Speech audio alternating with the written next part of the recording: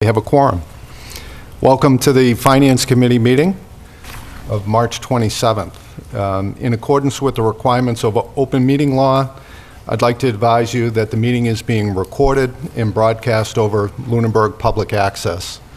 Tape recordings are also available over YouTube. Go to Lunenburg Access to view the latest postings. So before we get started, I'll just ask if there are any comments from the public. Okay. Do we have any from the committee? No. None for me. I just have the latest edition of the Municipal Advocate, if anyone's interested. Tonight we'll be wrapping up our departmental budget presentations. We have the Sewer Commission with us this evening, and Mr. Carl Luck and Barb Lefevre are with us. I'm not sure who's presenting, but okay.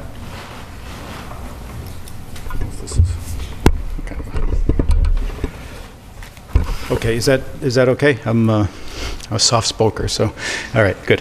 My name is Carl Luck, and I live at 50 Sunset Lane, and I have the privilege of being the chairman for the Sewer Commission and giving the presentation and the confidence. Turn it upward. How's that? All right, thanks, Brian. And the confidence given me by Barb in the background here and Mike Nault supporting me, so if I get in trouble, they have to jump up. Okay, so I will, let's see, try to stay close to this and watch that. Let me get the thing. Okay.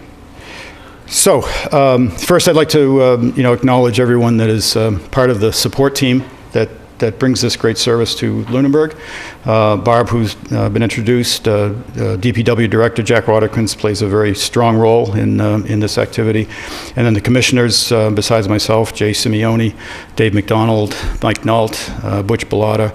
And I also wanted to note the Small Water Services, who is our contractor. That last time I was here, we talked about outsourcing, and that's the contractor, so they're a very big part of the team here, and doing an outstanding job for us. And also our engineers, Weston and Sampson. These two companies, I think, deserve note because we rely upon them very heavily and we get very good service from them. And I obviously thank everyone in this dedicated team because it's a lot of work. The next couple charts were exactly from last year, and I just wanted to just quickly, update you on them. So again, I presented this last year. Outsourcing was one of our big targets for fiscal year 14, and we have successfully completed that, and they've been on board since last August, managing our system. And as I say, doing a very, very good job. They're not just doing a good job, we got the contract for a little less than we had advertised last year. We were able to get it down a little bit. We've had several quarterly meetings with them. The maintenance is going very well. The call-outs have gone way down. So the system seems to be even more reliable thanks to their daily maintenance of this system. And we're just real happy, and we're going to continue with them this year, and you'll see we plan to do that with a reasonable increase. Secondly, the IMA, which had been being worked on for about 3 years with Fitchburg, finally was completed and is now signed off by both communities and in place, and our first billings against that IMA actually went into effect in January. The agreement went into effect in December, middle of December, the agreement went into effect. And I'll go into some more detail of what we have on that. And then, finally, we balanced the budget, and you'll hear that a couple times tonight. Secondly, last year we talked a lot about rate increase. We had some financial issues. In order to balance the budget last year, we required a rate increase. This year we've balanced the budget without a rate increase. So we're pretty happy about that and pretty proud of that, quite frankly. So on to new business.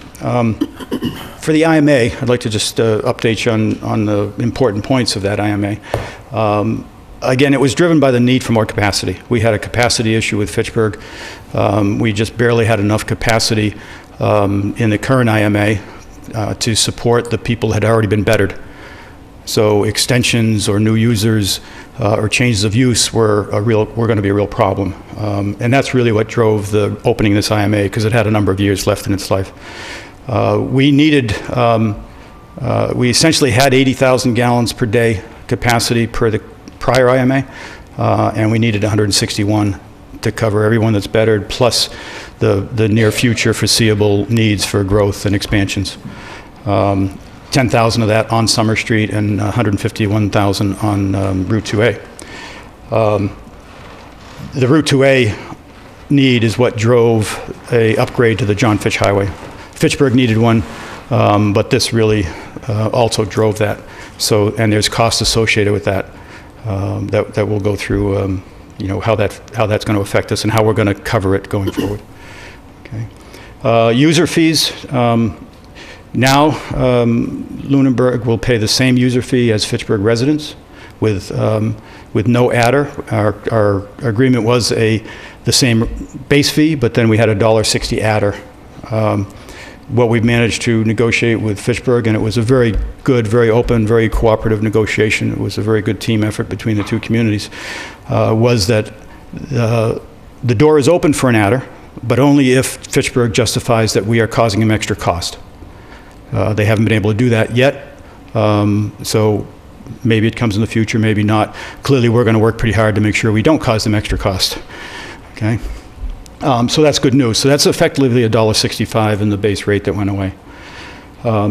There's no extra capital fees. We had been paying a capital fee on top of the adder and everything else, so those capital fees go away. So we very much look like a Fitchburg user now. The other thing, which it was more of a pain, but it's gone away, is we now have the agreement that we'll get a 90-day notice of any rate increase from Fitchburg. In the past, we actually got notices that were effective 3 months before. So now we'll get 90 days in advance. Not that we'll have much chance to do much about it, other than plan and deal with it. Okay. Connection fees to Fitchburg did increase. That is the connection fee in Fitchburg, and that's what we pay. So we're behaving, being treated just like a user. That caused an increase to our connection fees to our customer base that was part of the rate increase last year, because we knew this was coming. And the other big change, which was in the original IMA, but we never really implemented it, was that now our billing is based on the water we actually send to Fitchburg, not the water that comes into every household. Up until now, the billing was the households use this much water. We tell Fitchburg how much water got used, and that's what we pay on. Now we pay on the water to Fitchburg. So the thing we keep talking about, I&I, which is water that comes in through other mechanisms, hopefully not people's sump pumps, but cracked lines or manhole covers or whatever. We're going to pay for every gallon that goes to Fitchburg. So you'll see we're stepping up our I&I efforts to control that. Based on the first couple months anyway, it looks like we have plenty of coverage though. That is, as long as that stays below about 10%, which it should, and we have data that says it should, we won't see any impact. The net impact will be positive to us. So we won't eat up that $1.65, unless we see an 18% impact, and that should not happen. These are all pretty new lines. Okay. From a cost point of view, the John Fitch Highway, the total expected cost for that project is $2.1 million, basically. Both design and construction. It's going to be spread over 20 years, so Fitchburg's payment is $138,682 a year. Our capacity that we bought into, the 151, now it's just Summer Street, just 2A, not Summer Street, is the 151. So we've signed up for 13.4% of that debt. And that will be an annual charge to us of about $18,597. So you'll see that in the budget going forward. If there's any question anytime, just say something or make a face or something. So far, so good. Thank you, Brian. Okay. So we have some financial issues that we need to work on now that this is in place. First, we need to get a clear and fair policy to spread this cost, this $18,000 or this cost among all of the new users, and that's one of our activities. And what we're envisioning right now is that we will essentially set up kind of a bank to have capacity, because this won't be our last capacity issue. And now, in the days of getting capacity free are pretty much gone. And we will at some point in the future, maybe 20 years, but at some point in the future we'll need more capacity. So this will be a recurring thing. So we need to get a policy in place that we can flow those capacity costs onto the new users that drive the cost. Not to the current users, not to anybody that's already been bettered, because they've got it.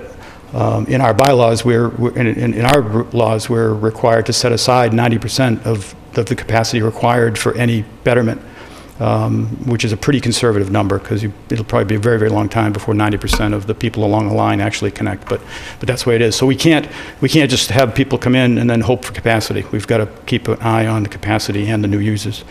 And the first new user, quite frankly, is Highfield. The Highfield development has already signed up for 31,000 of that 151,000 capacity. We have an agreement in place with them that they're going to pay that, and they're going to pay it up front. The paying up front is what creates a little bit of the challenge for us in the town, is how do we deal with that, because it's going to be paid out over 20 years. So we need to make sure we stay ahead of that payment schedule. So we've got a little bit in the bank already.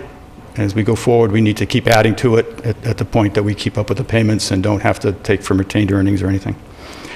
So it's another kind of a thing we need to look at in terms of how do we have allocated part of our funds, very much like the I&I fee that we talked about last year, so that we have these things, they're earmarked to be used only for certain things. I&I only for I&I reduction, the capacity only for additional capacity.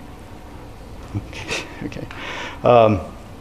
Right now, if we try it equally, which makes a lot of sense, and I think will be the end, it essentially equates to $1.87 per gallon of usage. So if a new user comes in with a 3-bedroom home using the Title V capacity flows, that would equate to about a $600 additional one-time fee. So that's the direction we're going in, and we're trying to get this in place by July, but there's a number of changes in legal review, so it's going to be a little bit of a challenge. Any questions on that? No? Okay. Some other things we worked on in FY14. I'm going to put my glasses on now, so I'm going blind.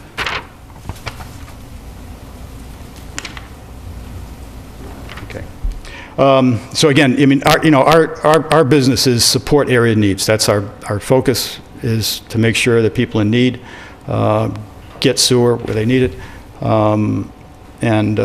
so we're continuously trying to do that, obviously within the constraints the town gave us, which is the areas that the town has approved where sewer can go. Along that line, Lancaster Ave extension, we completed that this year. There's 11 potential new users on that line. Lakeview, priorly used to be referred to as Sunset Ave, but trying to switch to Lakeview so nobody gets confused with Sunset Lane or anything else. Residents, a couple of residents came forward, were interested in sewering that area, consistent with the IMA, with the CWMP. The petition was sent out. We need 2/3 of the people along the line to agree before we can move forward, and they got that. So we will be moving forward with that. At the same time, Pratt Street, which is an area of significant need, always was, kind of got left out on the first one. They should have been included, but residents there also came forward. We worked with them, sent out surveys. We did not get enough response initially, but I think this is a big area of credit to the people on the commission. We needed like 28 votes. We only had, with our mailings and the resident support, we only had about 15. We needed 13 more. Dave McDonald, Mike Nault, because we knew this area needed it, took their time, went knocking on doors, and were successful in getting the others, without much trouble. It was just letting people know what was going on. It wasn't that they had to twist anybody's arm. I don't think they twisted anybody's arm, but just let them know what this was about. It's not just a survey and so forth. So they were really successful, and again, a big credit to them and to the commission in general, and to the neighbors who came forward to start this. So right now, and we've already put in to the state, applying for the state revolving funds to fund both of those projects. And we've scored high enough that we are pretty assured to get those loans. So we'll be taking this to the town meeting to hopefully get the town to approve that betterment for both areas. We're also working with Highland Street. There's people there who also have an area of need, and looks like a pretty straightforward extension, so we'll be hopefully closing on that. And we put in place, as a result of the Lancaster Ave, which is a private extension, we put in place some policies and covenants and things that will make this easier going forward. That was a strain for all of us, but we did get through it successfully. We've done a lot of education outreach, Barb with Billings, announcements and so forth, trying to get people to be aware of and careful about what goes into the sewer system. Flushables is a big thing. There really are no flushables other than toilet paper, and also grease. Big problems, not just for sewer, but for septics also. So everybody could benefit from those videos that we've aired. Grease traps was another big effort that was started a couple of years ago actually when Bob Ebersol was the chair of this committee. Grease trap policy, which is good, policies are good, but nobody was following it.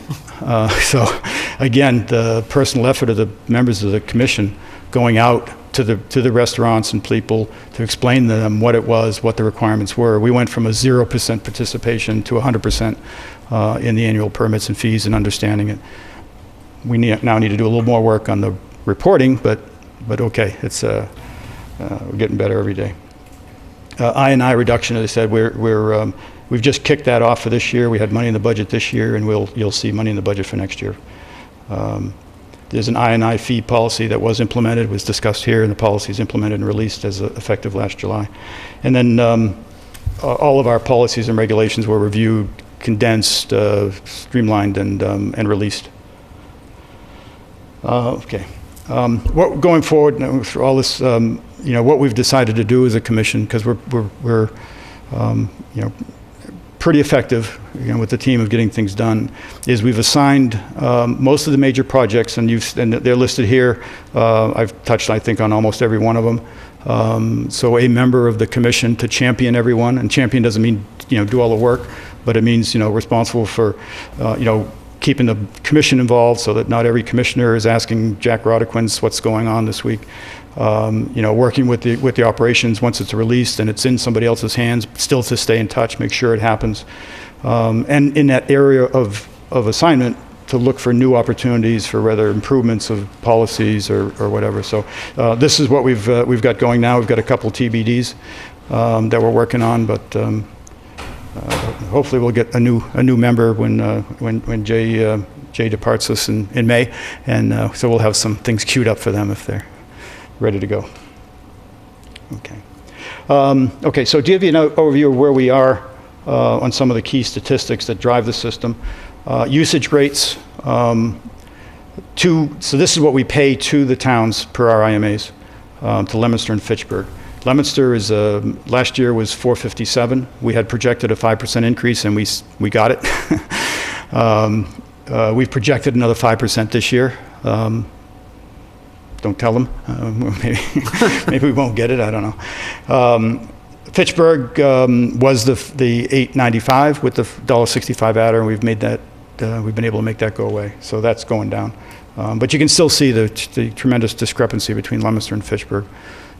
Fortunately, about 80% or so of our customers are in Leominster. Well, there's the numbers down here. So, but it's only one rate, so everybody helps offset that. So the number of customers you see here, we've got a total right now connected of 730. You'll see in the assumptions there's 22 we assuming will connect this year from the 708 last year, and the breakdown between Leominster and Fitchburg. Okay. And that leaves, we have the total units that have been assessed, so could connect of the 1,063. That hasn't changed because we haven't put any extensions or anything else in place. The Lancaster Ave was already in the 1,063. Okay.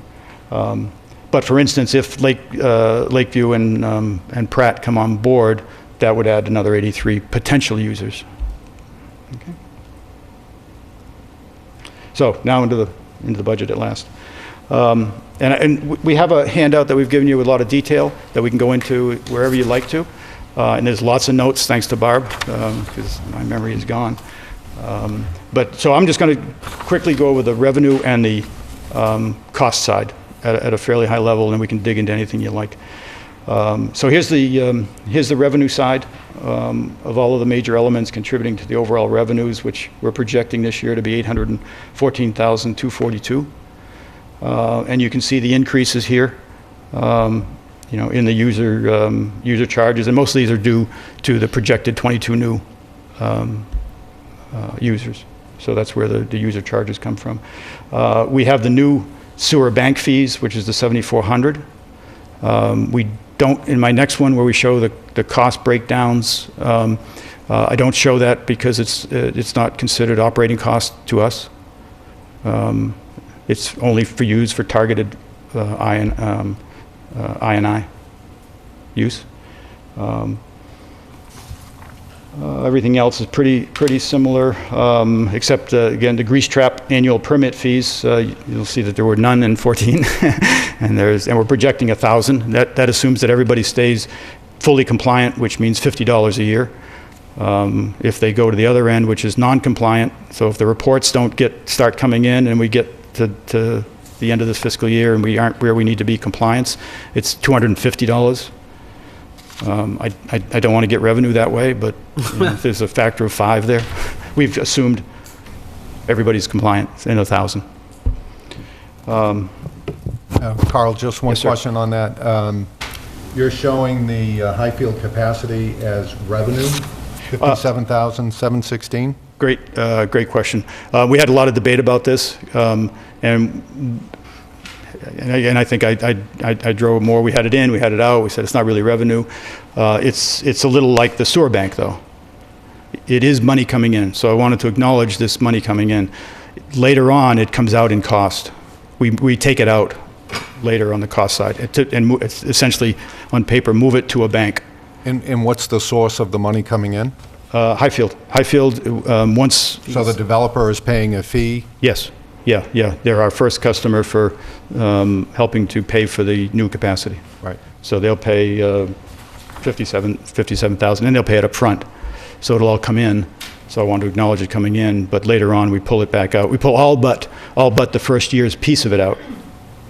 So what you'll see further on is $54,000 or something, because the $2,800 that would be pulled out annually, is in the operating budget as a cost.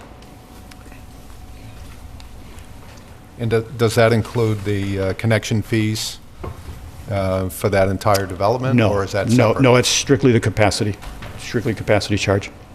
Great. Yeah, we're not projecting any of those fees because I don't think it'll happen this year. Thank you. Yeah, you're very welcome. For Carl? Yes. Yeah, I beg your pardon. If we wanted to compare the proposed FY15 budget, we would back out the apples to apples with the adjusted FY14 budget. We would back out the 57.7 and come up to a 714,000 this year versus 757,000 roughly next year without the Highfield Capacity Reserve Fund. Is that correct? Yeah, I would also back out the sewer bank fee, the 7,000. Okay, so it's really, it would go from $715,000 roughly to $750,000. Okay. Right. And that's attributable to the 22 extra users? It's, I'm sorry. Could you? That's attributable to the extra users? Or? Yes. Yes. Yeah. Okay. Directly attributable. The $26,000 up there, which is the major increase, is directly attributable to those 22 new users. Thank you. And what we did not do in there to give us some safety until we're a little bit further downstream with this new Fitchburg billing, we did not use the reduced fee to Fitchburg. This $1.65 is still in there. Because I don't know what the I&I is going to be. If we get a surprise, we may need it. Hopefully. Okay.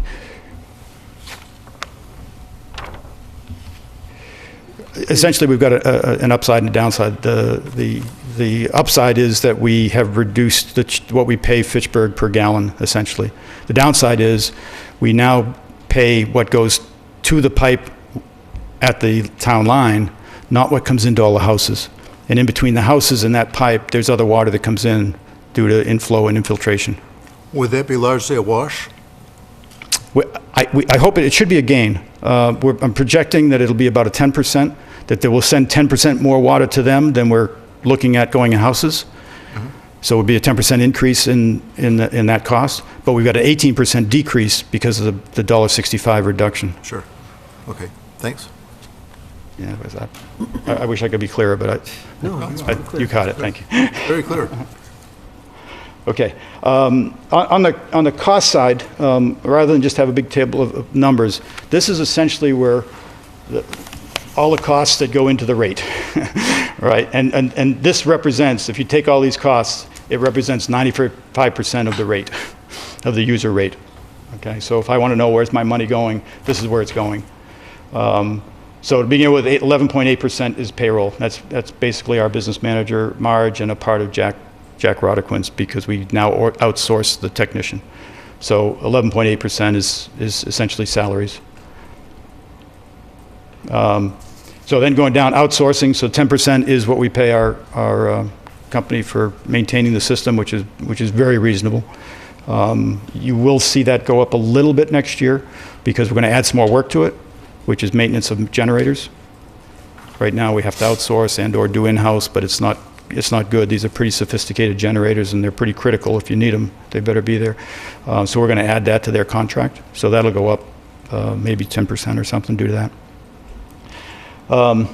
I&I reduction, so that's specifically the efforts we're putting I&I reduction, minus that $7,000 that we get income. So this is the net that the user's basically going to have to pay until that bank gets a little bit bigger. Hopefully that keeps going down. If the bank gets up there, it should fund itself. That's the goal. Infrastructure is basically maintenance. If we have to buy equipment, fix things, whatever. Engineering services are consulting firm that we talked about. Legal utilities are pretty clear and pretty significant. And then finally, I call them IMA fees, but it's what we pay Lemonster and Fitch for sending them, and that's 56.5%. I apologize for the color there; you can hardly read it. But that's clearly the biggest piece of the budget. And then the capacity payments is that 2.5%. Okay, and again, that also should slowly go down as we build that bank.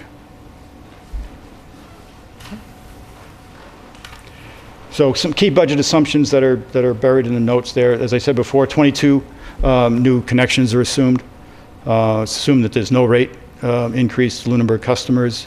We have negotiated already the outsourced contract of a 2.5% increase. I think that's very reasonable. Assuming, and we have no reason to believe any new rate increases from Fitchburg. We have put in a 5% assumption of a rate increase from Lemonster. We're assuming no extraordinary legal fees, although there will be a lot of legal activity because of the betterments, but those will be in the betterment costs. We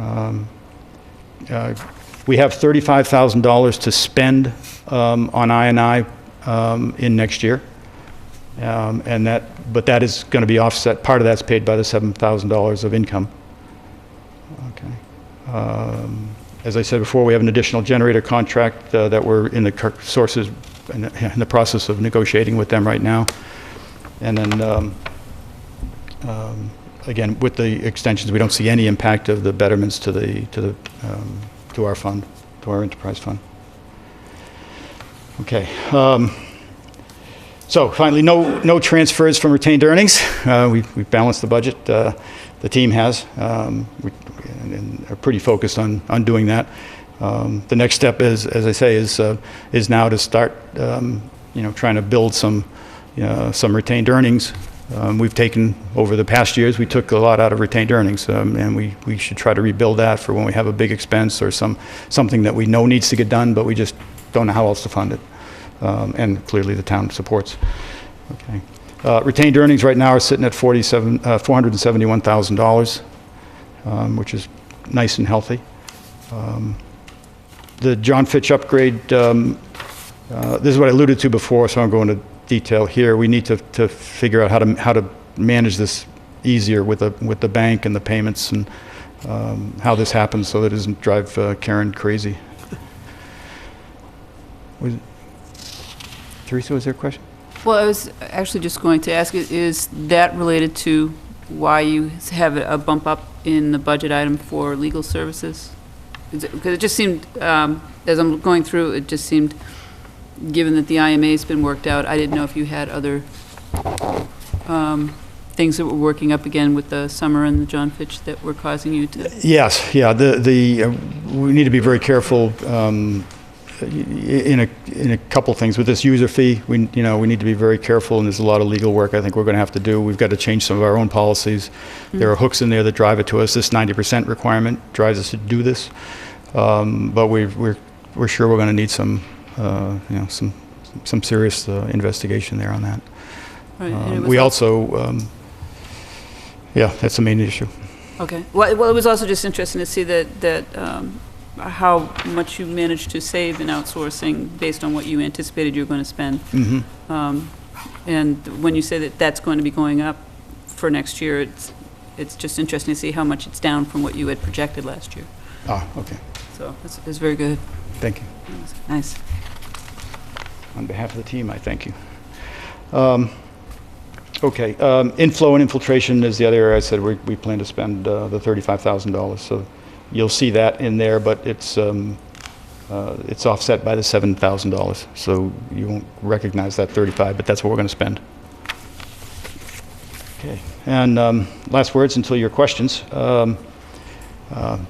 You really want to thank the commissioners and the volunteers. The volunteers, the people at on Lancaster, the people on Pratt, the people on Sunset, or now Lakeview, that help drive these projects. So it's not just the commissioners; it's the community too. And I encourage anyone out there, don't sit back. If you're in an area that is in the service area, but you're not serviced yet, come see us if you want to get something going, and we will work hard as hell for you to make it happen. But we're not going to go out to areas that haven't come to us at all and start pushing it on them. We need some local effort. Okay, Barb, I couldn't live without her, and fortunately most of our communication's over email, so she can't strangle me. But she just does a great job and works too many hours, quite frankly, which is one that you may have noticed on the projects. One of the projects that I inherited, we'll work with Barb on some efficiency, see if we can't find better ways to do things. I think the Fitchburg IMA will help because the billing now is much more simple. We don't have, tens and tens of people that we have to worry about regarding Fitchburg billing. It's one meter reading, and that's the bill to Fitchburg, or from Fitchburg. Jack, clearly, a lot of know-how, a lot of knowledge, and a lot of patience with us volunteers. Again, the people on the areas that we're sewering. Thanks to Jay Simeone, who's going to leave the board after his years of service, and really brought a lot of know-how and experience to the group and a lot of work, and we will miss him. And then on that note, on the other side is we will have an opening come June, and we're looking for some good hard workers that like to roll their sleeves up and make things happen and look after the town. This is the board takes the responsibility of the town very seriously. Sewers are a very important thing to a town. They can make it good or they can make it bad. The town has been pretty clear in what you want, and we're working very hard to stick to that guide. So thank you very much. And any questions? I have just a couple.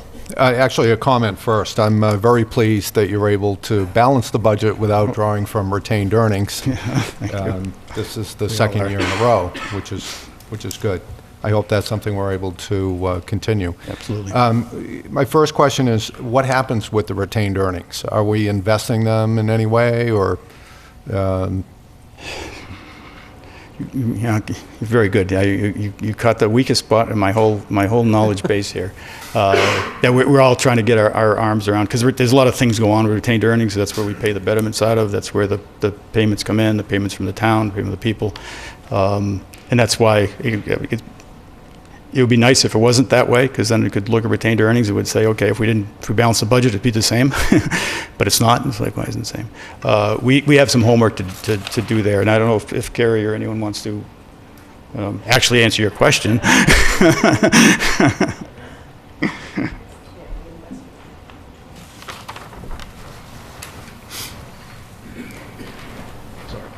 No, that's okay. The treasurer is responsible for investing all of our idle funds. I couldn't tell you exactly what they're invested in, but there is a legal list of investments for communities in Massachusetts, and we follow that list for investments.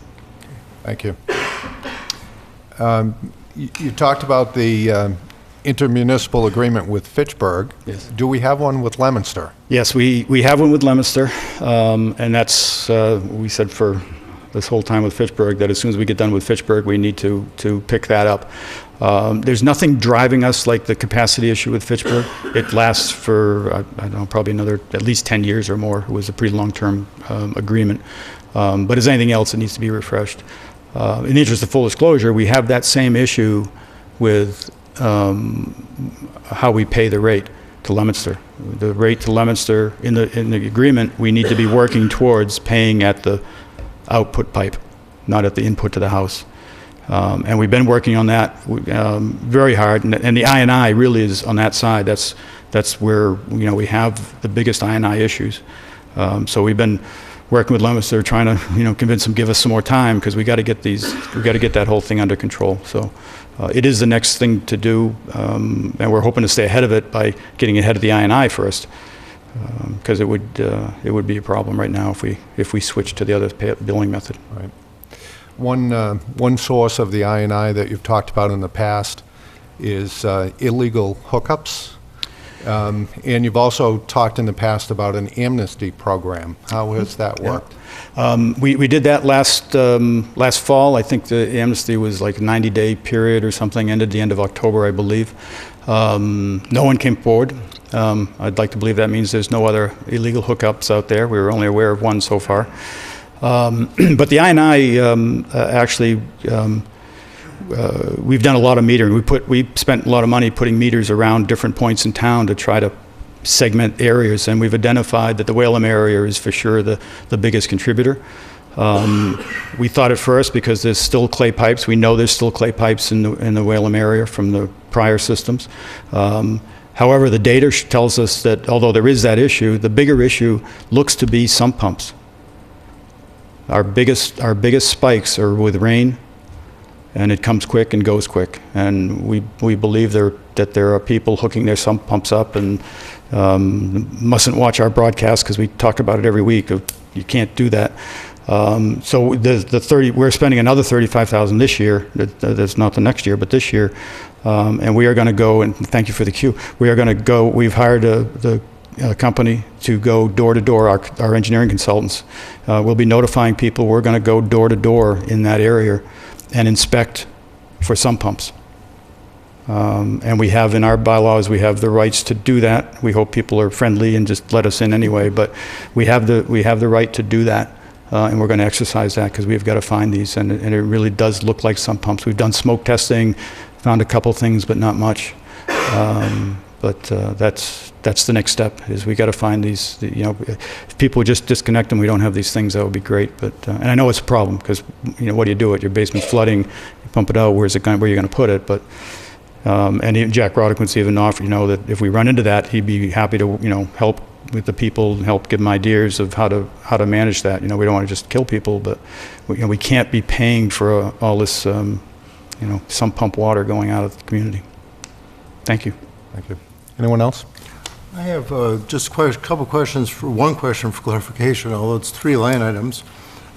In the expenses, infrastructure, outsourcing, and engineering services are 3 big buckets that account for a large percentage of the total annual expenditures. Right. 2 of those 3, outsourcing and engineering services, have gone down by respectively 23% and about 10%. Wonder what are projected to go down for next year's budget. Do you know why they're declining? And could you also just give me some sort of a thumbnail sketch of what these three categories entail?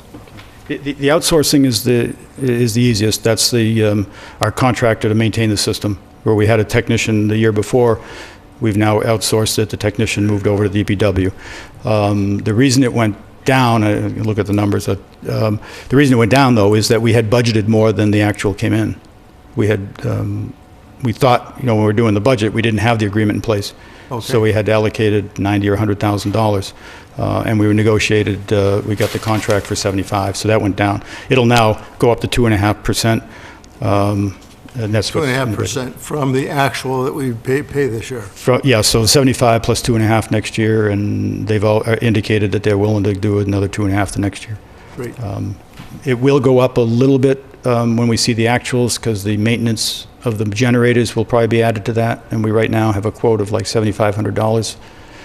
We've got 10 generators, and they're pretty sophisticated generators, so even though it sounds like a lot per generator, per,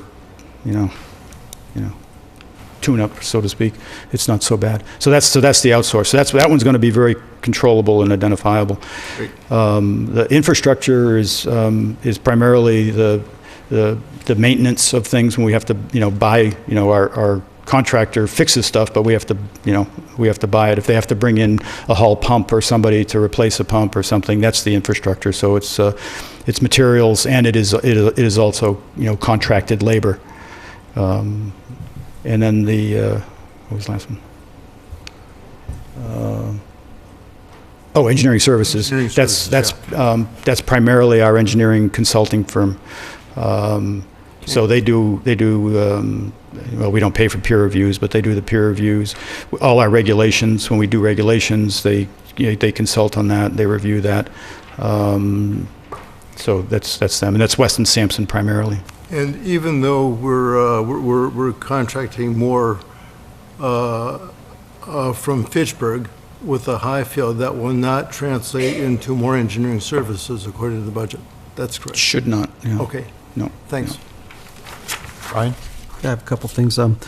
Just to follow up on the outsourcing increase, you also note that the wages went down dramatically from FY13 to FY14, so that offsets pretty much. Just an observation, you have retained earnings of $471,000, and you have a budget of $814,000, so it's a pretty high percentage, but that's good. I think in this situation, we need to be there. Yes. I assume you made no increases in staffing. I can't see anything here that looks like increases in staffing. No. Cool. Your policies, you mentioned your policies. Do you have them online? Are they on the Lunenburg website, or are they just I'm pretty sure hard copy someplace? Some of them are. The big chunk is not, because it's actually a chargeable item for big developers. So we don't put Oh. on. But the bits and pieces are. You're charging somebody, that's good. And if I wanted one, I have to pay for it too, right? Yeah, I got you. Yeah. I'm okay with that.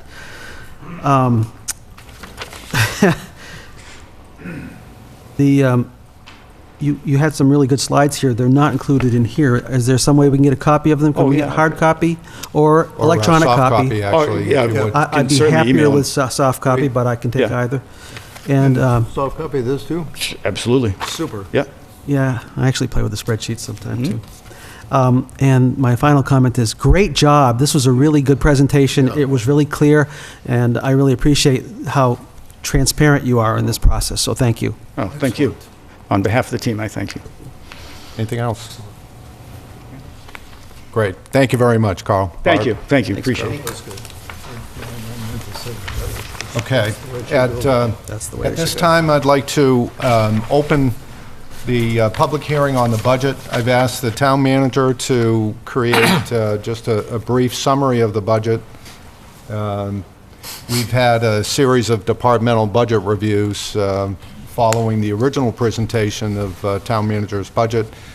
She's just going to summarize it for us, and then I'll open the floor to any questions or comments from the public, and then we'll close the public hearing and continue with our other business.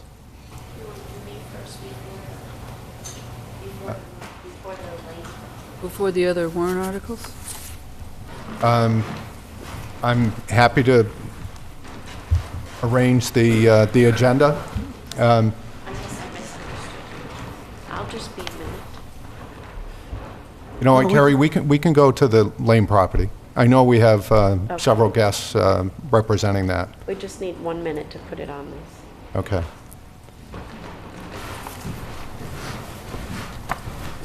Thank you. So we will not convene the public hearing just yet. We have a number of other moneyed warrant articles that will be discussed at town meeting, and we have one in particular that will be speaking to us tonight, and that is the proposed acquisition of land known as the Lane property.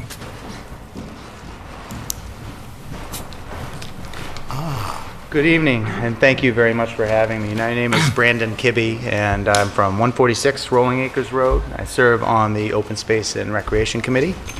Back in October, we had an opportunity to get together with the Selectmen, the Planning Board, Conservation Commission, Open Space Committee to discuss an opportunity about the Lane property located on Holman Street in the northerly part of town.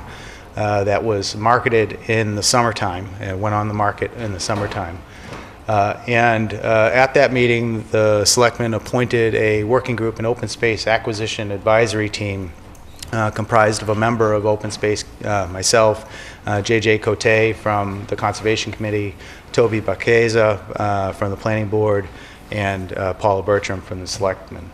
And so that committee convened and got together to start discussing this acquisition. And so we've been working actively as a team since October. What I'd like to do tonight is tell you a little bit, I guess, more of a story about the property, tell you why, tell you how it pertains particularly to our open space and recreation plan, tell you a little bit about sort of a global overview of that open space and recreation plan to see how this fits. What makes the Lane property particularly important for conservation purposes, and then we'll talk a little bit about the finances. I think it's important to understand why exactly the town should be interested in this acquisition. So first of all, the open space and recreation plan. We had an out-of-date open space and recreation plan for a number of years. In 2011, a group of us had worked quite hard to get that open space and recreation plan back up to date. And that open space and recreation plan had significant input from local residents. We had surveys, public meetings, all kinds of outreach that was involved. And what the two main points that came through loud and clear in that open space planning process was community members were very interested in making sure that we maintain our community character, our rural community character, and that we have a great number of assets already in town that we would like to see improved, that we can actually improve the access and use of the existing assets that we have in town. And with that information, we looked at the existing resources that are in town. One of the first questions a lot of people ask is, well, how much conservation land is there in town already? There's about 1,900 acres of town-owned conservation land in town. There's a little bit more if you start adding in the agricultural preservation restrictions, which are privately owned conservation restrictions, privately owned land that is permanently protected. And then there's a little bit of state forest. The Willowbrook State Park is in the very northwest corner of town. Two very major areas of conservation land, however, total about 540 acres in size. That's the town forest in the light green at the northwest corner of town, and then the large town forest, which is on the very northern border in the central part of town, have extremely limited public access, and essentially no public access in some cases. That's about over a quarter of the town's conservation land isn't actually accessible. You can't get there. The 280-acre large town forest, which adjoins the Lane property, has no road frontage and no parking area. And there is a pedestrian easement that wends its way along a private driveway, past the private home, through a wet area, well over 2,000 feet long before you actually get to the town forest. Not exactly quality public access to a town resource. And there are very limited opportunities to build that access. There aren't many properties that are undeveloped that adjoin those properties that would provide good, meaningful public access to those resources. So again, if you're looking at the open space and recreation plan priorities, improving access and improving the use of our existing town resources, the Lane property really fits that bill. The priorities identified by the open space plan are pretty clear, and the ones that particularly pertain to the Lane property are outlined here. Again, maintaining rural character and conserving the most important wildlife habitats and drinking water resources are part of that. Enhancing and improving existing open space and recreation assets. Again, like we said, improve the community awareness of the existing assets, assure adequate access to all conservation areas. There's the primo goal right there. And managing existing open space and recreation assets to maximize the community benefit. You'll see in a minute here, Large Town Forest and the Lane property already have an existing set of trails on them. And so how can we get access and use of that trail system for the public to enjoy? The open space plan, the open space committee then has gone about a prioritization process. And we've gone through a very thoughtful process about what properties, if we were to acquire new open spaces, which properties meet the needs that were identified in the open space plan. The objective with the open space committee is not to go out and the town needs to buy everything. Every last piece of open space needs to be town. That's not our philosophy. Our philosophy is let's pick the most important places to conserve land that will have the best impact and affect these goals and objectives that we outlined. So we created an acquisition priority list that set out 6 different types of criteria, and we suggested that the only properties we should consider are properties that meet at least 3 of these 6 criteria. Are the parcels greater than 50 acres in size? Do they contain important habitat resources? Do they provide public access or recreational opportunities? Are they scenic, or do they maintain rural character? Are they contiguous to other town conservation open spaces? Or do they support local agricultural viability? When you apply those criteria to the inventory of undeveloped, unprotected lands in town, not many properties fit 3 of those criteria. The Lane property fits 5. This is a unique and special opportunity that the town is not going to see many opportunities like this with the remaining undeveloped and unprotected properties that are in town. The property itself is 308 acres in size. It's located on both sides of Holman Street, has frontage on Chase Road, has frontage on Gilchrist Road, Gilchrist Street has frontage on Northfield Road. And it's currently enrolled in Chapter 61B. If you're familiar with Chapter 61B, that's current use taxation. It gets taxed at a reduced rate, statutory reduction of 75%. 61B is open space, A is agriculture, 61 is forestry. The full value land assessment of the Lane property on the easterly side of the road is $1.571 million. And the total tax that would bring in is $28,277. The chapter value, what it's actually being taxed at, the rate as 75%, is $345,000. So the actual tax that property is bringing in, just the land portion now, is $6,223. So you see the chapter land valuation depression in terms of the actual revenue the town sees from that property being enrolled. And as you're also familiar with, being enrolled in Chapter 61 means you are, the town gets, what the town gets for that reduction in taxes is they get a right of first refusal. For any conversion of use or any sale for a conversion of use to non-conservation purposes triggers this right of first refusal. We've seen these rights of first refusal several times now in recent past, and we know what a firestorm that can be. The substantial resources that are on this property and the recreational values that are there are very important, and this is why we decided that we wanted to be proactive here, be strategic and proactive, and have a chance to acquire the portions of the property that we think are most valuable for open space protection. So what I want to do is run down those resources for you here, just so you understand why this is such a high priority. First of all, its continuity with the Large-Town Forest. This is an aerial photograph that shows the property's location with relation to the Large-Town Forest. You see on the easterly side of the road is where it has the connectivity with Large-Town Forest.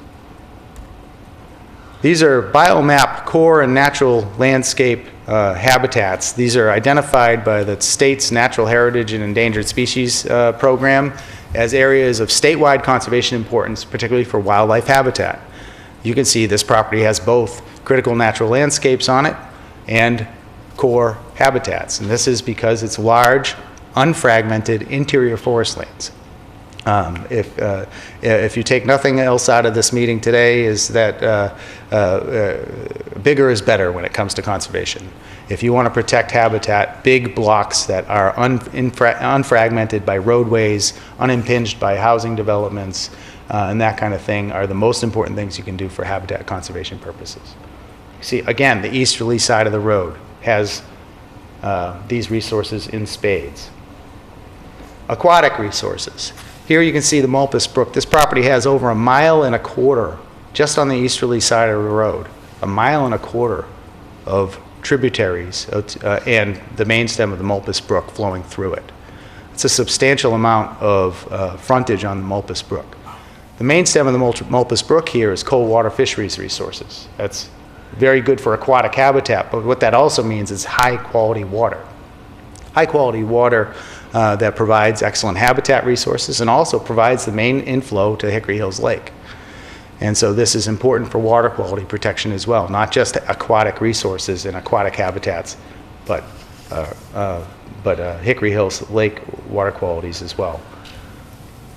So when you put all those things together, you can see there's quite a bit of overlap, particularly on the easterly side of the road. The easterly side of the road really has a high density of those resources.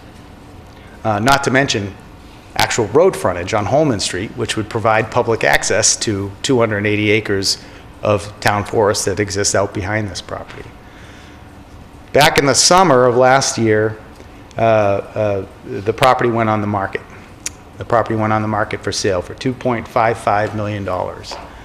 Had this property gotten under agreement with a private developer, we would have a right of first refusal to buy the entire thing for somewhere around $2.55 million, which would include a house, which would include portions of the property that the town may not actually want. And so what we said is, rather than having to respond to that in a 120-day window, which is what the right of first refusal provides, let's engage in a negotiation. Let's try to get the seller to work with us so that we can have an opportunity to buy the portion of the property that we want and that we need, and not have to deal with the remainder of the property. What we want here is a really balanced approach, trying to protect what we need to protect while allowing the rest of the property to be conveyed and utilized however the next owner sees fit.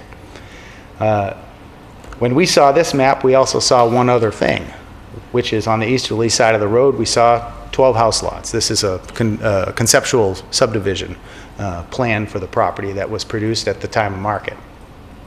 12 house lots equals 2 point however many kids per home equals, you all know the numbers better than I do, how much cost per child to get into the school system. Additional development, as I think we all know very well, the residential home costs the town more than it brings in tax revenue. And so not only is this a good proposal from a conservation standpoint, what we're trying to do here is cost avoidance, long-term cost avoidance in the development on this side of the road. So what we've done is we've gone ahead and we've negotiated purchase of what's shown there in green as 167.72 acres out of the 308 acres of Lot E there. It has well over 600 feet of frontage on Holman Street, which provides adequate access to not only the Lane property, but out to the 280-acre town forest as well. And we also have an opportunity to acquire parcel C as well. And we worked very hard and had to go back and forth with the sellers a number of different times to get that frontage. What we didn't want is what we were expecting and what we ended up having to fight back and forth on was the seller wanting just to give us a little strip of land that got out to the back part of that property. No, this is a gateway to what will become the marquee conservation land in town. And we want a gateway that says this is a town conservation area, something that has, when you pull into you can pull into a parking area that has trees in it, and you're not trying to wend your way between a couple of house lots in order to get back to what would ultimately be just back land. And so the other nice thing that we've done and what we've negotiated here is we've negotiated a purchase of $3,600 per acre or appraised value, whichever is less. So we are in the process of having an appraisal done, which will be done in advance of town meeting, and that appraisal will either confirm that our $3,600 per acre is fair, or it will establish a price that's less. It will not. Our price cannot be more than what has been negotiated here. We'll work out the specifics on the numbers here in a moment. But that $3,600 and what we're looking for at town meeting would be contingent upon receipt of a state grant that will that offers a 62% reimbursement, capped at $400,000. So we're suggesting that town meeting vote would be contingent upon approval of getting that grant. So let me show you a little bit more about what the conservation outcome would look like. This shows the property highlighted, outlined in green is the portion of the property, the Lane property we would acquire. The orange dots there show the existing trail network that's already there, a significant trail network that gets out onto the town forest, and shows where we would install a parking area as part of this acquisition. If you're familiar with that part of Holman Street, the bridge is out there, so it's essentially a dead end. It'd be a beautiful place to get out and go for a hike. A little bit more about the grant. Massachusetts Executive Office of Energy and Environmental Affairs, Division of Conservation Services, administers what's called the land grant. It's a local acquisition of natural diversity, or something it stands for. It's a funny acronym. But what it is land is funding that supports municipal acquisitions of open space. It's exactly tailored to this type of acquisition. It's a sliding scale of reimbursement based on local economics. Lunenburg's reimbursement rate is 62%. The grant is capped at $400,000. So you either hit 62% or $400,000, whatever you hit first is what you're eligible for as a maximum. And grant applications for fiscal year 2015 are due in the middle of June. The grant awards are typically made October, November. And then reimbursement, because it's a reimbursement grant, you first be awarded the grant, then you have to close on the property, which the earliest we would close, the way we've worked out the deal with the sellers is if we're notified by Halloween that we've been awarded the grant, then we'll close by the end of December. If we find out sometime after Halloween, then we'll close by the end of February. And not until you close and you meet all the other contract requirements do you see reimbursement. And so there's a carry period there where you have to carry the full acquisition cost for a period until you get reimbursed. So what we've talked about in terms of the financing is short-term borrowing until we get the reimbursement, and then taking the balance of what we owe and converting that into some sort of long-term bond. Lunenburg has a long history of taking advantage of this grant. It used to be known by other names, but it was the same grant program. And we were, in fact, one of the first communities in the state to take advantage of it. In fact, that large town forest and all these other wonderful conservation lands that we have in town largely took advantage of this very exact grant program. The thing is we haven't done it much in a very long time. We've received 34 of these grants. 33 of them were received all before 1975. The 34th was received in 1999 when we acquired portion added to the Hunting Hills property. So it's been 15 years since we've seen one of these grants. It's been 15 years since we've seen one of these grants. This property has all of the criteria in spades. We have a very good deal negotiated on it. and we have an open space plan that is up to date, we will compete very, very well for this grant program.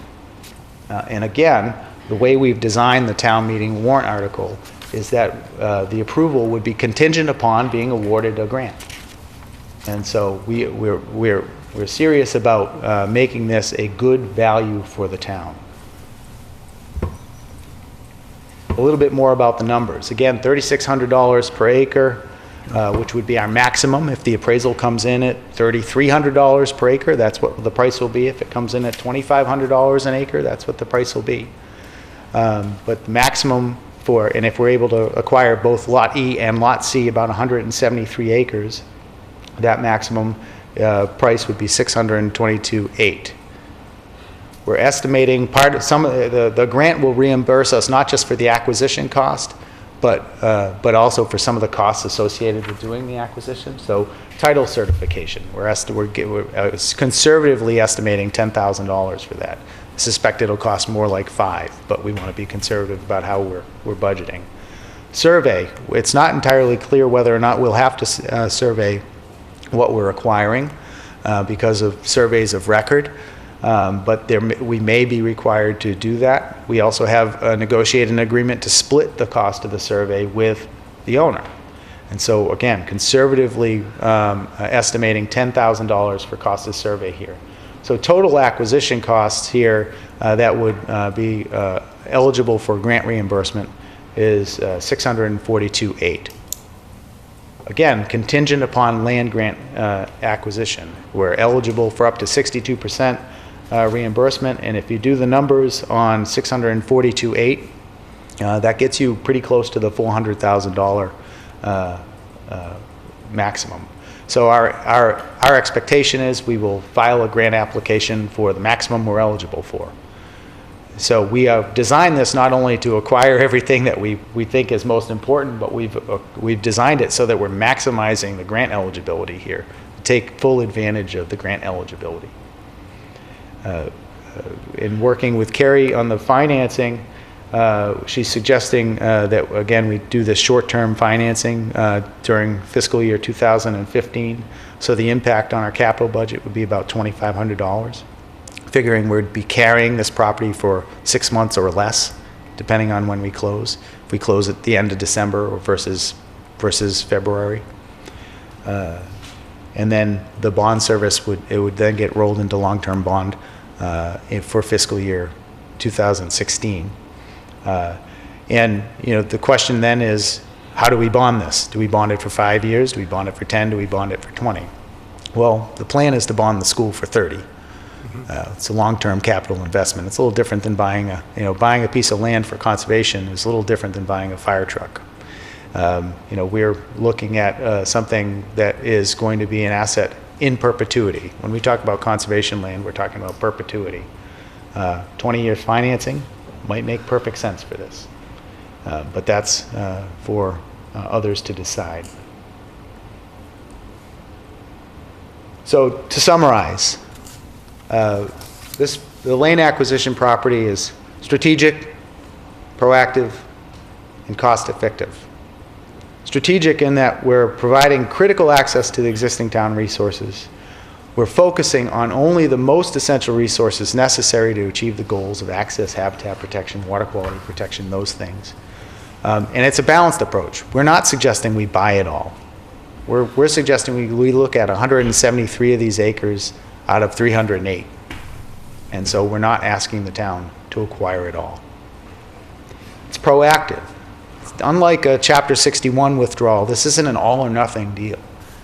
What we've done is we've negotiated a deal that makes sense for the town.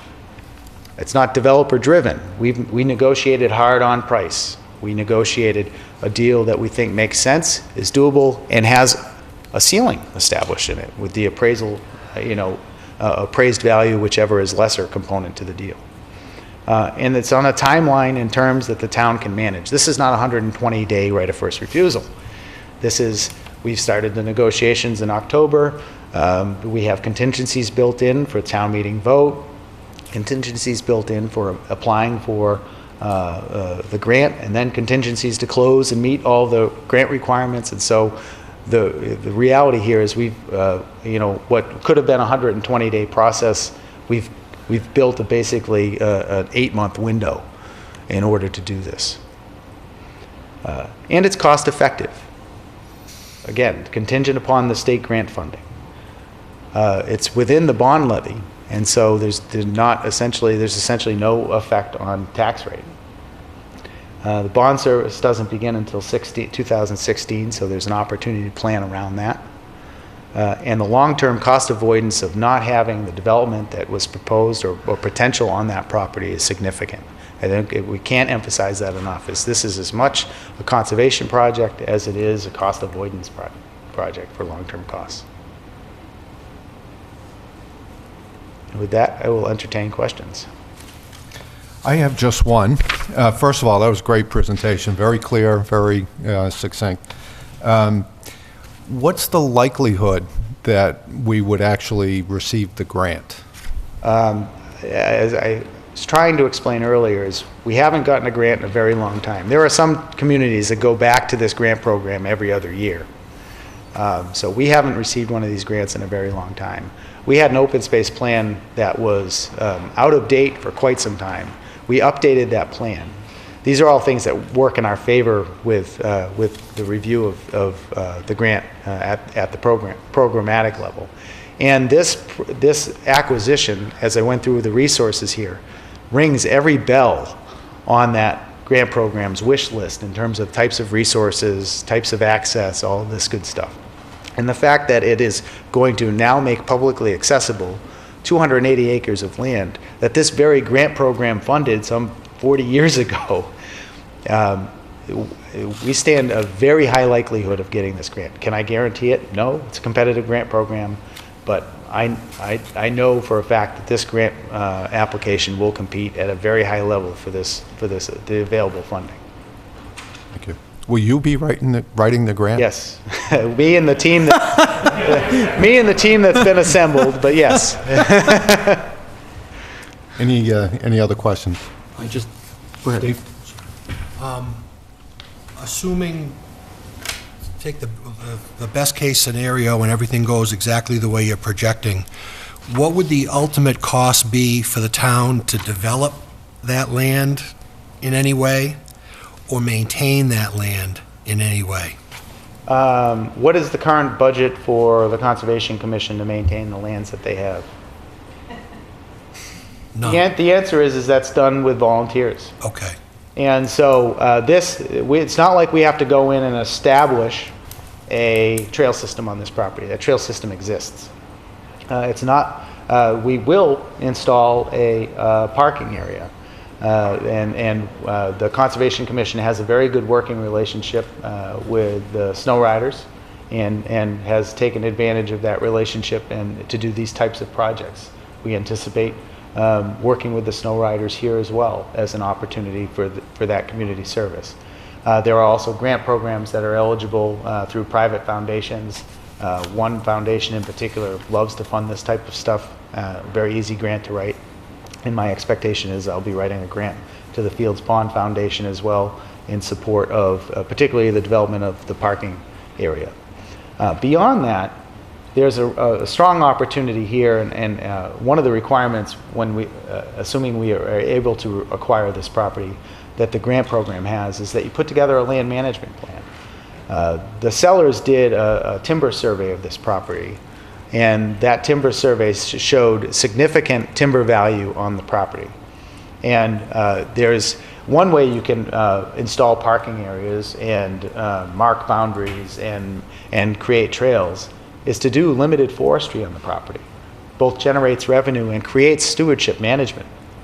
And that's something that the Conservation Commission is also very interested in pursuing here.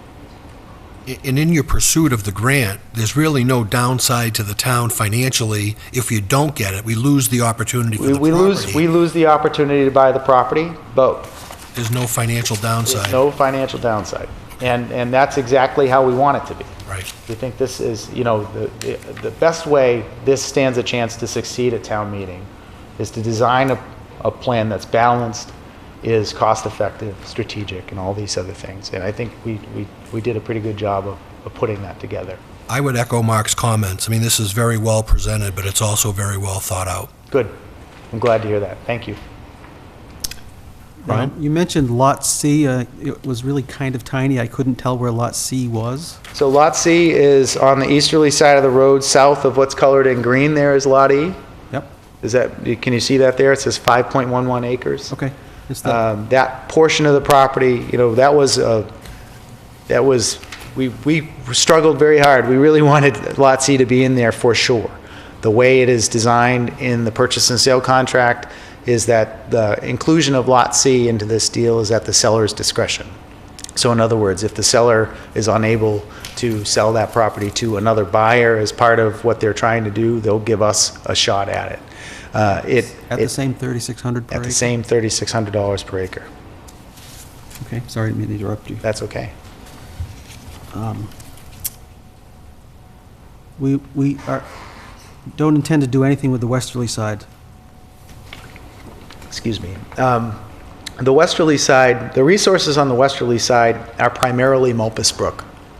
And I didn't include an excellent version of topography in this, and I don't know if you can see it well on this map. No, you can't.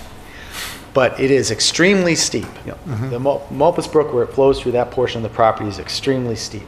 So the Mulpus Brook is essentially protected by topography, riparian setbacks, wetland protection, those types of things. Would we love to see permanent conservation along the Mulpus Brook corridor there? Sure, we would love to see that. But is it worth the investment that that might potentially incur? Probably not.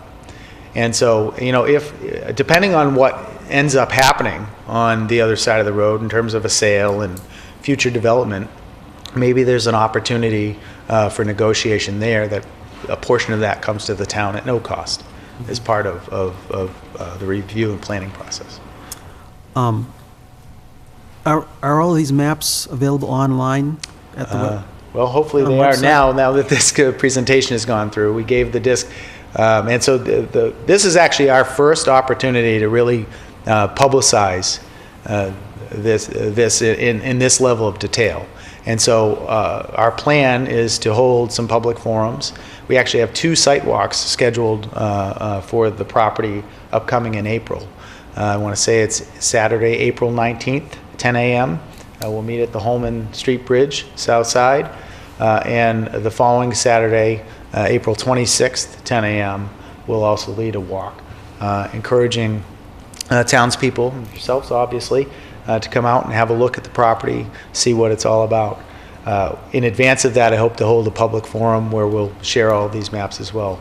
Again, working with public access, we hope to get some information going on public access TV as well. So the long answer is yes, but this is really, we're rolling it out tonight. When I first heard of this not that long ago, I thought, what the hell are we doing? Based on what I've seen so far, I think you've put together a great plan. It was a nice presentation, and I think that we really ought to think about supporting this. So I thank you for the work that you've done. Great, thank you very much. You and your team. Great. Ms. Bertram? I just wanted to touch on the grants. In addition to the grants that Brandon talked about, there are other grants that we'll be exploring, the team will be exploring, and I want to talk specifically about a recreational trails grant. You may not be aware, but the Lunenburg Snow Riders did write a grant application in partnership with the Conservation Commission and received $30,000 for this year, which we will be constructing a handicap viewing accessible station along the Mulpus Brook, as well as a trail kiosk and a roadway off of Townsend Harbor Road. This is not a trail that the snow riders use, but we saw a need from conservation for handicapped accessibility. So there are other grant programs. The snow riders has participated in 3 different grant applications, been awarded 2. So we'll be looking at those opportunities to do things like development of the parking lot. Thank you. I actually have one more question on the timber. The 280-acre site, has that been logged at some point in the recent past, or is it all going to be done at once? Well, or see, here's the in thing, some right? kind We've of got 280 acres there that don't have good access. Right. And so, could we go in there and cut trees? Well, how are you going to get them off?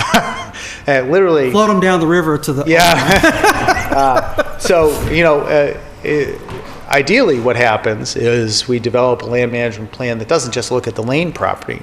It looks at what becomes now 500 or 450 acre block of the town forest. Again, this is, if we're able to acquire this property, I can't say this enough, is that, right now the marquee conservation area in town is Cowdrey. That's the one everybody knows, right? And they all go to. As soon as we buy this property is going to be the marquee conservation area in town. And it's gonna, this is an amazing piece of land. I can't say that enough. And for all of the values it supports. And so being able to have access to not just the Lane property, but those 280 acres really offers the town an opportunity to do something that is really remarkable. And managing all of that property in a way, 450 acres is a lot of land that you can manage. If you have a 20-acre lot, you want to do some forestry in there to generate some revenue. You have to liquidate the 20 acres in order to get somebody to come in there. In other words, cut all the trees off. But if you have 450 acres to strategically manage, you can rotate that management. Every 10 years, go in and do a new harvest and improve the quality of the wood there. So when you think about this as an investment, if you manage it in that manner, it truly is an investment, because if it's managed well, it becomes a revenue stream. And have you considered using that revenue stream to help defray the cost of the acquisition? That's a little bit more difficult, because I don't think what we want to do is be in the position where we go in and say, we're going to acquire this property and we have to generate X number of dollars in order to, because right now we haven't done any management planning. Okay, so there's and no that survey of the 280? We would be painting ourselves into the corner if we Okay. did that. Should there be a way to maintain, to set up a fund, a conservation fund, that funds that are generated either from this property or from other conservation properties in town through land management practices that then get reinvested into improvements that are done on those properties and that kind of thing, I think that's a great idea, and it's definitely something that we should pursue. Currently have a small revolving fund, right? A small revolving fund. Really small, yeah. Okay, thank you. Yep. Anyone else? Please.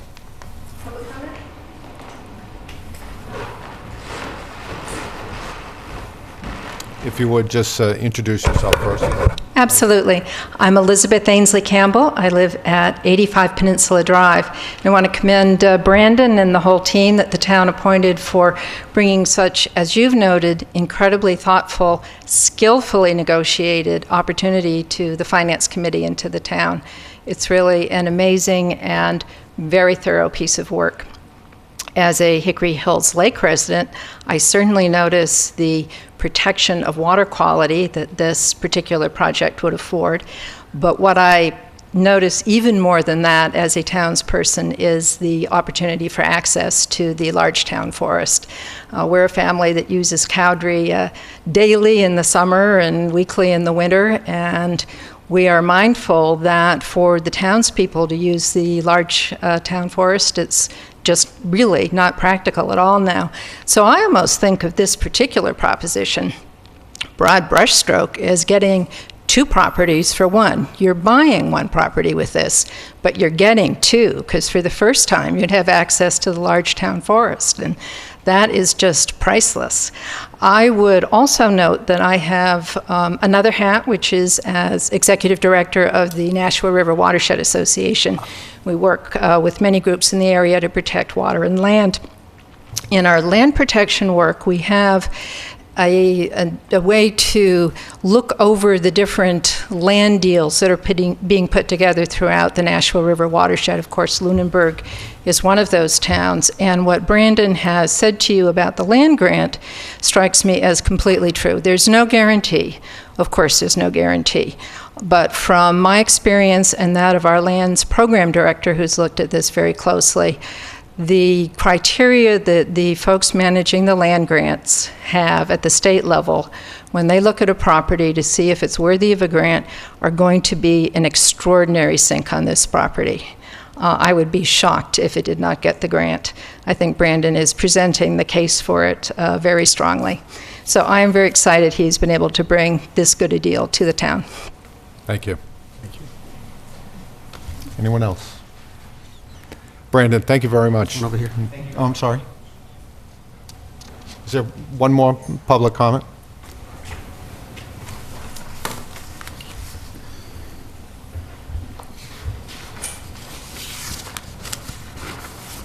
My name is Sharon Jordan. I live at 77 Bird Street, and I am a member of the Conservation Commission and also of the Open Space Committee, which Brandon has mentioned a couple of times. I wanted to say two things. The Open Space Committee, in its update of the SCORP, that the Open Space Resource Plan, was important not just because it needed to be updated, but because that plan is what makes us eligible for this matching grant. And the input that we had from the community on the update of that plan was absolutely critical and really clear. Open space really matters to the town. That's the first thing I'd like to say. The second is, when you look at the land grants and the application process, one of the things that I think the committee who looks at these values is cooperative arrangements. How supportive, how broadly supportive is the community of the project that you're looking at? There's no question that the Conservation Commission, of course, is very supportive of this, but I do want to echo what Ms. Bertram said, which is that we have a very strong partnership with the local snowmobile club and with other groups in the town who represent and are interested in outdoor interests. And getting all of these community interests together to participate in this land grant application is going to make it a really strong application. We've got a really good track record in the past. So, thank you. Thank you. Anything else? All right, great. Thank you very much. Good luck. Thank you. Okay. So now we'll enter into our public hearing on the budget. Once again, I asked the town manager to provide a brief summary of the revenues and expenditures. We've been reviewing the various departmental budgets throughout the month of March. Those reviews are now complete. So we will have one last opportunity here to hear a summation of the budget and any questions or comments from the public.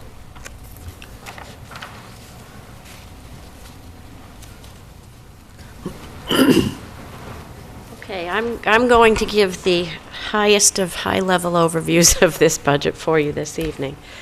I just have a couple of slides to go through to talk about revenues and expenditures in total.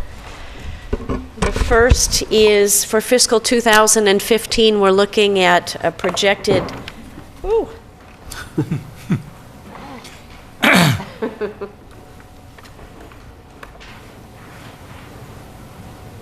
All right.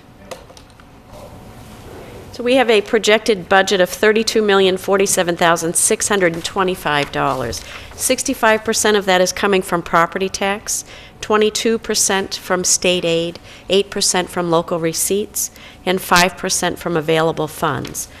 That is a total increase over the current fiscal year of $713,456, or about 2.28%. We have a 3.42% in property taxes, and that's our 2.5% levy increase, plus new growth, plus anything that we add for exempt debt that is that we're already paying debt service on. Mm-hmm. That is about $692,000 of that increase. Our state aid is increasing 5.47%, or about $365,000. Most of that coming in additional Chapter 70 education aid. All but about $20,000 of that is for additional Chapter 70, and just under $20,000 is coming in the unrestricted general government aid or lottery aid.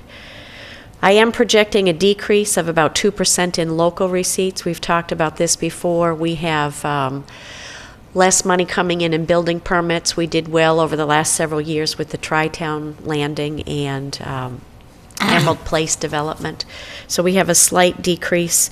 We also will be losing our Medicare Part D reimbursement in fiscal 15, and that is because we've moved our retiree health insurance plans over to Medicaid plans, so retirees will be receiving their prescription drug benefit through Medicare Part D. In prior years, they received that through the Medicare supplement that the town provided, and the federal government gave us a subsidy. But as we've talked about before, that loss of about $50,000 is far offset in the premium savings in moving retirees over. And then we have a decrease in available funds, which looks significant, but the available funds, the big difference between 15 and 14 is we put a big chunk of money into stabilization in fiscal 14 to bring our stabilization up to 5% of our operating budget. And that we paid for out of free cash, which we consider an available fund. In fiscal 15, we're making a much smaller deposit into our stabilization fund to maintain that 5%. In terms of projected expenditures, our overall expenditures are $31,931,525. 49% of that is in education, and that includes Lunenburg Public Schools and our Monty-Tech assessment. We have just over 15% in employee benefits, the largest of that being health insurance and then the pension assessment that we pay on an annual basis. And next, debt service, about 8.8%. Then public safety represents 7.65% of our budget, followed by public works at 6.3%, and then the smaller departments. So as we've talked about before, we are projecting slightly more in revenue in fiscal 15 than has been proposed to be expended. Presently, we have $116,100 that remains unappropriated or has unrecommended, I guess, for expenditure in fiscal 2015.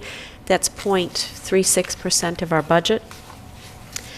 As you know, the way that we do our budgeting here, departments are given a target, and they have to submit a budget that meets target, and then they are able to submit requests that are over target.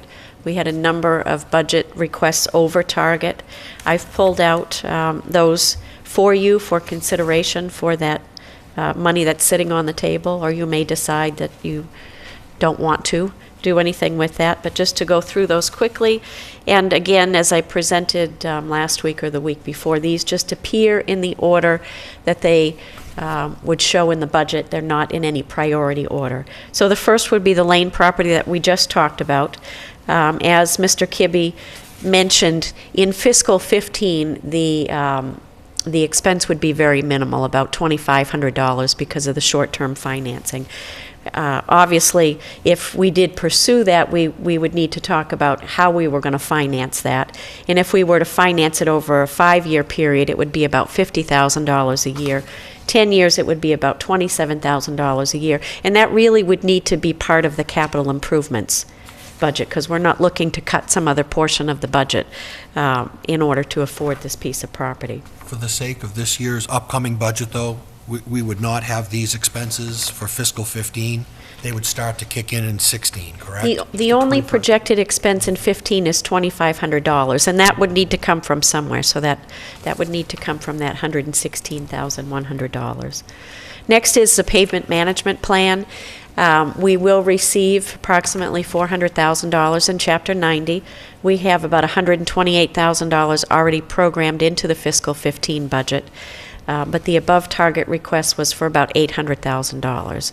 And that would get us at ideally where we needed to spend, what we needed to spend on an annual basis to maintain our roads. Obviously, that's a very lofty dream, but any additional funds that can be put into roads certainly would go a long ways.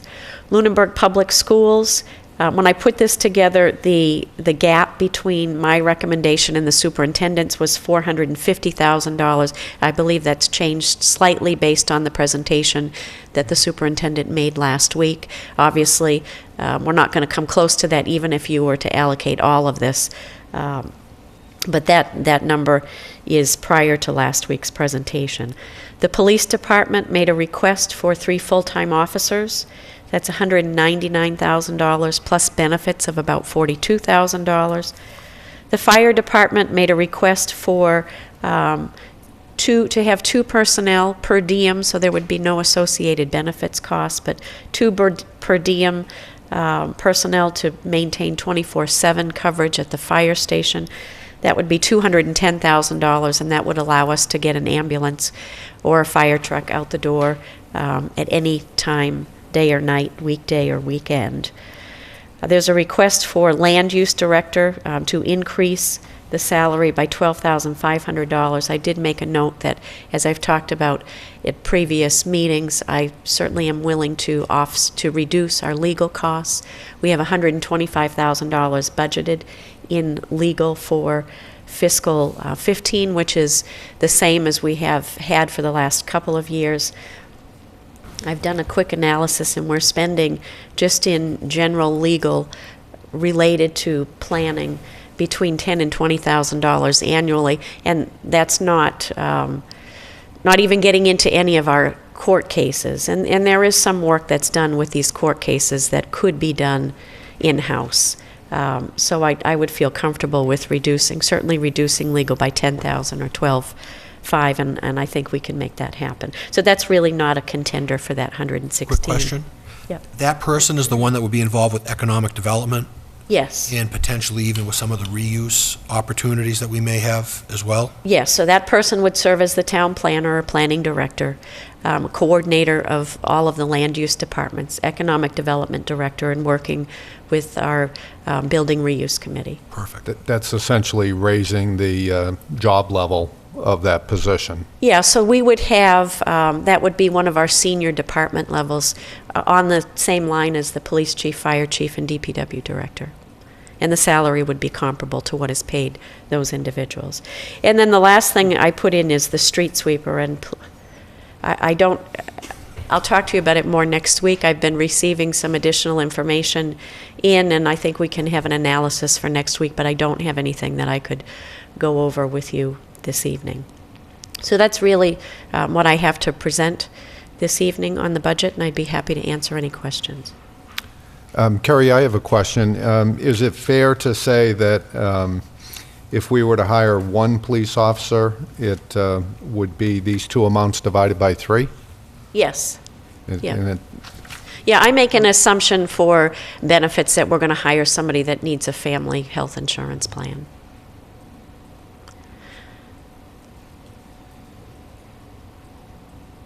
Questions? Oh, I think you answered my question when you talked about offsetting legal service costs to take the land use director amount off. So one thing that I didn't mention, but it's been mentioned in the past, we do have a consensus revenue figure from the state, so I don't expect there to be any change in state aid or really in any of these, in any of our revenues. And that's the number that's factored into your current budget assumption? It is, yeah. Have you had any early indication on excise tax, what your sense is to where you're currently budgeted? Is there any potential upside there, or do you feel it strongly that it's going to be where you have it now? Well, I'm comfortable with what I have right now. Our first commitment did go out. It was, I believe it was about 5% higher than the prior year, which is typically, we've seen really good increases in motor vehicle excise. I'm just going to double check, but I believe I just budgeted a 2% increase. I did just budget a 2% increase. So the difficulty, I mean, first of all, for each 1% increase that we bump it up, it's about $12,000 to $15,000. So it's not huge. And even though we see an increase, sometimes it takes a while to collect motor vehicle excise. A lot of times, we have a very good collection rate, because when you go to, if you don't pay when you go to the registry to get your license or renew your vehicle, you can't do that. So that has helped in prior years. So I think there may be some flexibility, Okay. but I'd hate to bump it up too much. And it's not a huge amount of money. Not a huge amount of money. Okay, and I know that Chief Sullivan talked about looking at increasing the fees related to emergency calls. Did he have any sense of what that might produce? Well, both the police chief and the fire chief talked about increased fees. The police chief talked about updating our local bylaws to incorporate moving vehicle traffic citations into our bylaws so that we could collect those fees locally. And the fire chief talked about ambulance fees. Either one of those fees has to be approved by the Board of Selectmen, and I've asked both of the chiefs to be prepared yet this fiscal year to bring something to the board, but it won't be in time for town meeting. We certainly could we typically have a fall town meeting, we certainly could do a supplemental appropriation for if those fees are in place and we have a couple of months' worth of receipts in to know what that looks like. I would recommend that if those fees go in place, you look at some additional funding in public safety, but I wouldn't recommend doing it in advance of that, just because we do have a lot of other needs. Not that we don't need additional public safety, but I think in my opinion, if you were to ask for it, roads would be a higher priority, bumping that up a little bit higher at this point. And I do think that the school department is having some significant increases, particularly with special education, that is making their budget particularly difficult this year, or in fiscal 15. Other questions from the committee? Anything from the public?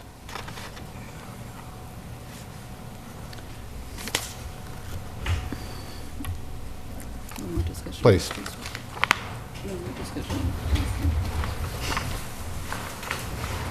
Back on the, Elizabeth Ainsley Campbell again, back on the topic of the lane possibility.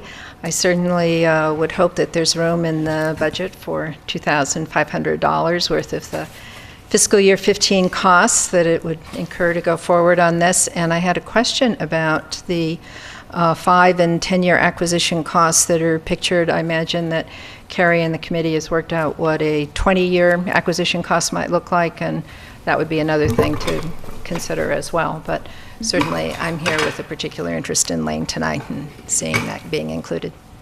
Thank you.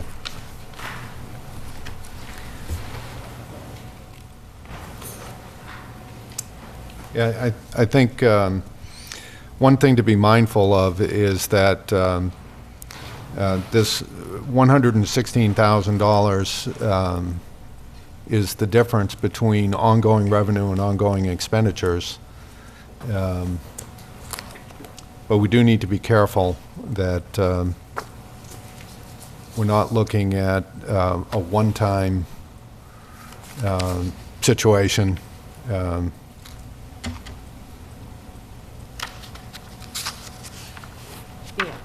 Well, you had mentioned before that we've been very lucky in the last 2 years with health insurance premiums, with a 0% projected for fiscal 15 and a less than 1% in fiscal 14. I mean, obviously, that's not going to continue long term.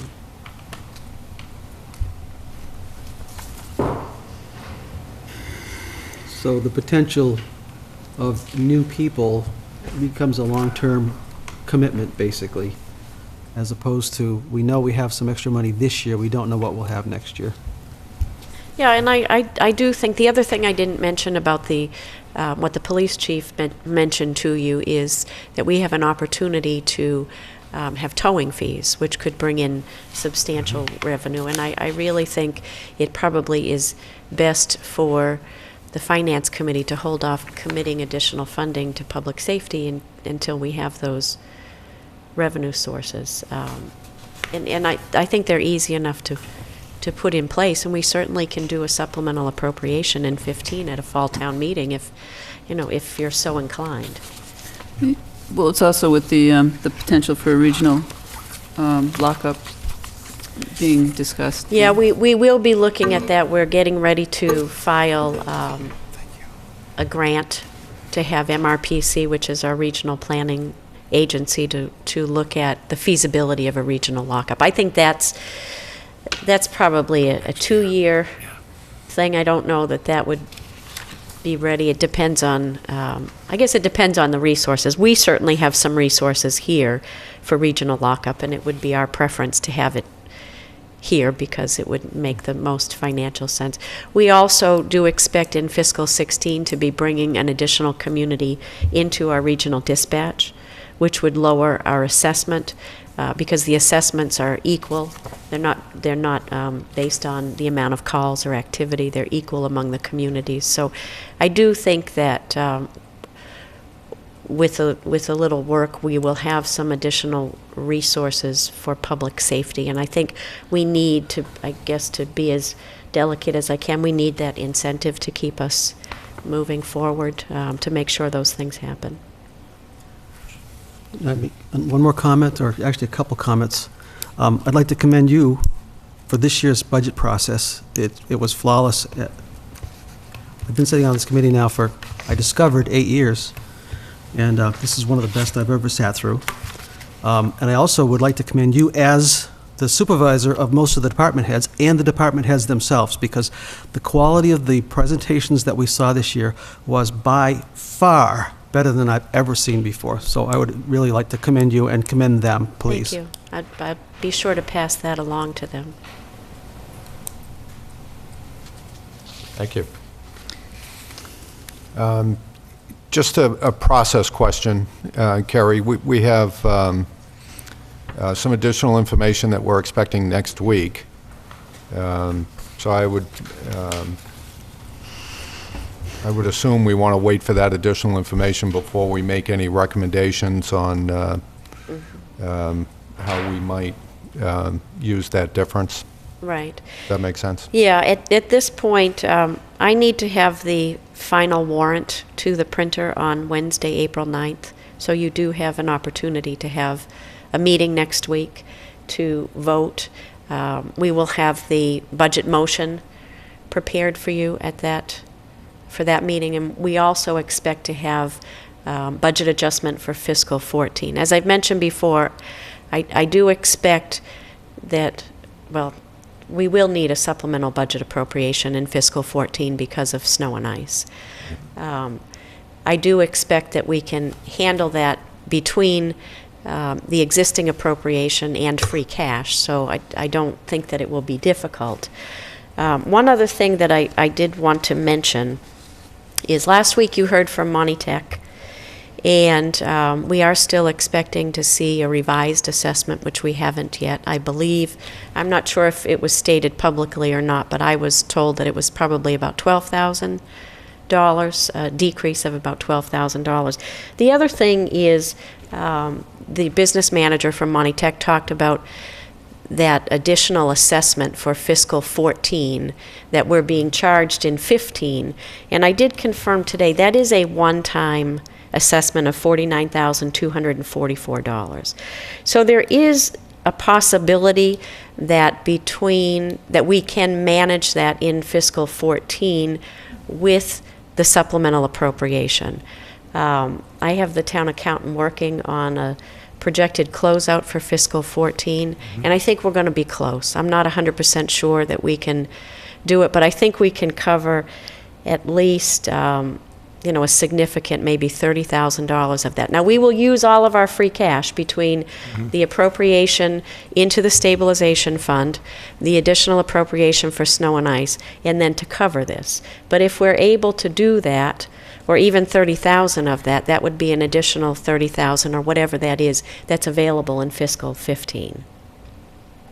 So I'm hoping that we can do that. It gets a little tricky in even the end of March, projecting what we're going to end the year at. So the implications of that was, I think, another 42,000 on top of the 116 we're talking about here, potentially? Yeah, I think so, as long as everybody agrees to that supplemental appropriation. And it is it is for an operating expense, but it's a one-time, maybe this is philosophy where we can split hairs on philosophy. If it's one time. It is one time. It is, Yeah. So if it would please the committee, and if there's nothing else from the public, I'll declare our public hearing closed. Thank you very much. And just to echo Brian's words, this was a great process this year. Thank you, Carrie.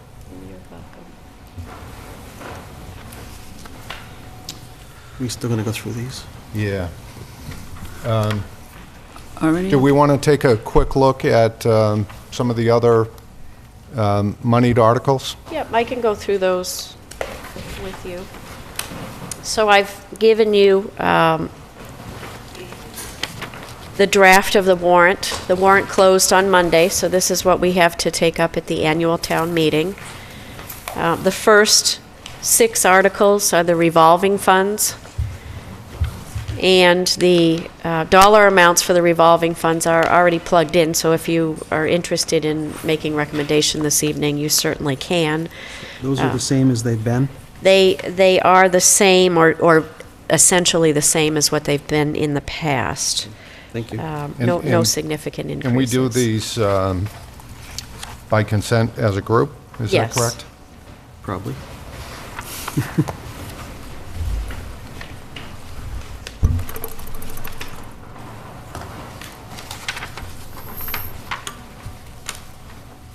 Do you want to do that now, or do you want to just, Are we prepared to? I am. I am. Do I have a motion? I move that we recommend to approve the first 6 articles, all relating to revolving funds? Second? Okay, any discussion? Those in favor? Aye. Anyone opposed? Okay, that's 5 votes to none. Article 7 is to hear reports. Article 8 is our prior year expense, past year bill, prior year bills. We don't have any at this point in time. I will confirm. I talked to the town accountant. She is not aware of anything, but I will confirm that for next week, so I don't expect that we will need to use that. Article 9 is the fiscal 14, the current year budget adjustment article, which I will have prepared for you next week. Then Articles 10, 11, 12, and 13 are collective bargaining articles. We don't have any contracts settled at this point in time, but we have those in as placeholders. We do, in the budget, have a salary reserve account set up, and that account contains the funding that we estimate to expend to settle these contracts. We have a little debate going back and forth. I feel like every year that I ask, and maybe I asked town council one year and labor council one year, whether or not if you have a salary reserve account, do you need to have town meeting vote to appropriate these? And I think we've done something different every year. The way that the law reads is town meeting has to appropriate the first year, right? So, but if we have a salary reserve, there's no additional appropriation because town meeting has already appropriated it appropriated the funds in the salary reserve. So I'm going to check with council to see how we're going to handle these this year, because we won't be expending anything over and above than what's in the salary reserve account. 14 is the 2015 capital plan, and I'm assuming you'll talk about that more next week. Yes. Article 15 is our solid waste disposal program enterprise fund. We're looking for an appropriation of a budget of $285,000. That is the same as what it's been for the last 3 years since we've been under this 10-year contract with Casella. We are not proposing any increase in fees, bag fees for the program. So that is something that you could vote this evening if you were so inclined. I'm so inclined, if everyone else is. As am I. Do I have a motion to recommend approval on Article 15 as written? So moved. Actually, can we not do the numbers, just because the numbers changed last time? I said Article 15 as written. Solid waste. Can I just say solid? Yes, you're right. They do change, they have changed in the past, but now, Oh, you mean the article number? Yeah, not do the article number, but do the solid waste, Article 15 referring to solid waste or whatever. That's Gotcha. So do I have a motion to recommend approval on the Solid Waste Disposal Program Enterprise Fund for fiscal 15? So moved. I'll second. Thank you. Any discussion? Those in favor, say aye. Aye. Anyone opposed? Thank you. Article 16 is the budget article for the Lunenburg Water Department Water Enterprise Fund. This is slightly higher than the current year is, the budget is $15,000. I'm proposing $25,000. Not that we necessarily expect any increase, but I think $15,000 is a low amount. The Lunenburg Water Department is an interesting little creature. We have a few customers. The largest is the Tri-Town Landing, actually, but that's one customer of ours. So it's a service area that is within the town of Lunenburg, but outside the Lunenburg Water District boundaries. So the $25,000 would be if we had to make any repairs or anything. This is completely self-funding, so the $25,000 comes out of essentially retained earnings. The Sewer Commission talked about retained earnings. We don't really have any costs associated with that because the water comes from the city of Fitchburg. All of the monitoring for water quality is done by the city of Fitchburg, and it's tested. So the expenses are very limited and really would be limited to any repairs to the system.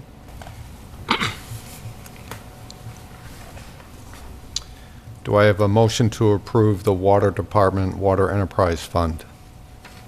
Or to recommend approval, I should say. I'll recommend approval. So moved. Is there a second? I think you meant to say second. You have to say second. He meant to say He second. did move. So John, Someone else already do that? Yeah. John made the motion. I didn't hear you. John made the motion and Steve second. Yes. Any discussion? Yes, I just have a question. The intention of moving it from 15 to 25 was really, there wasn't really any. Just in case, if we had any expenses related to maintaining the system. There is a process by which we could increase an appropriation if we needed to without going to town meeting with the approval of the Finance Committee and the Board of Selectmen. But it just seems, now that we have Tri-Town Landing, we have 3 buildings. In our experience over the last couple of years, We haven't spent anything. I didn't think so.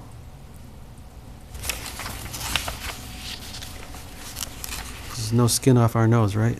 There's no skin off. It's your an nose. enterprise fund. No, I know. I just wanted to know why we're going to increase it that much, but.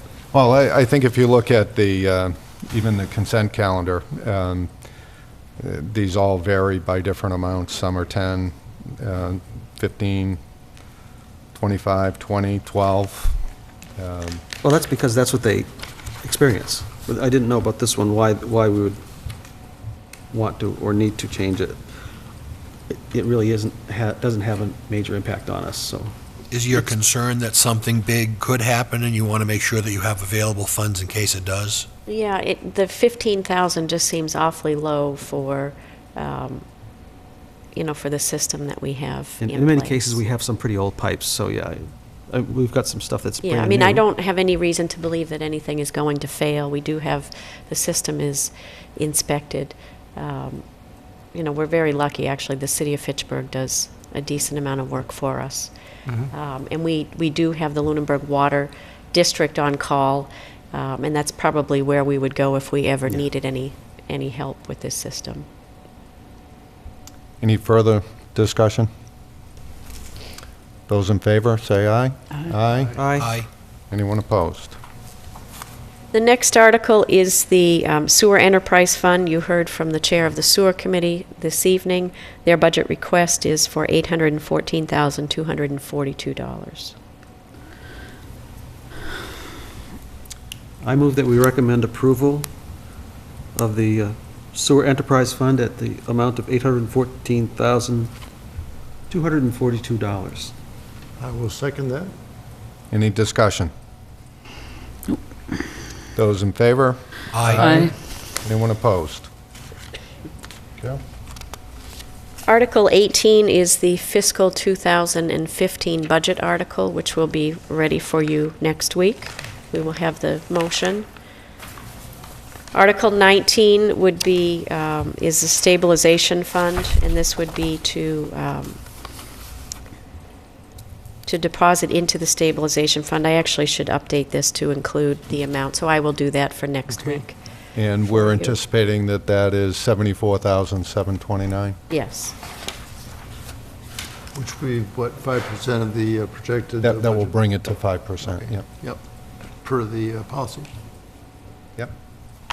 Article 20 is a request to amend the sewer service area map. This is something that's done pretty much on an annual basis, and in past years, the Finance Committee has determined no financial impact for this article. No direct impact, I would say. Anyone disagree with that? No. Article 21 is something that the chair of the Sewer Commission discussed this evening. This would be the borrowing for the two projects, or actually, well, the two projects are defined to sewer Sunset Ave, Harris Ave, Lakeview Ave, Pine Grove Road, with connection to the sewer main on Prospect Street, in the areas of Pratt Street, West Street, Rennie Street, with connection to the sewer main on Whalum Road. This would be done through a borrowing through the state revolving fund, the Clean Water State Revolving Fund, and the debt service would be paid through betterments charged to the properties.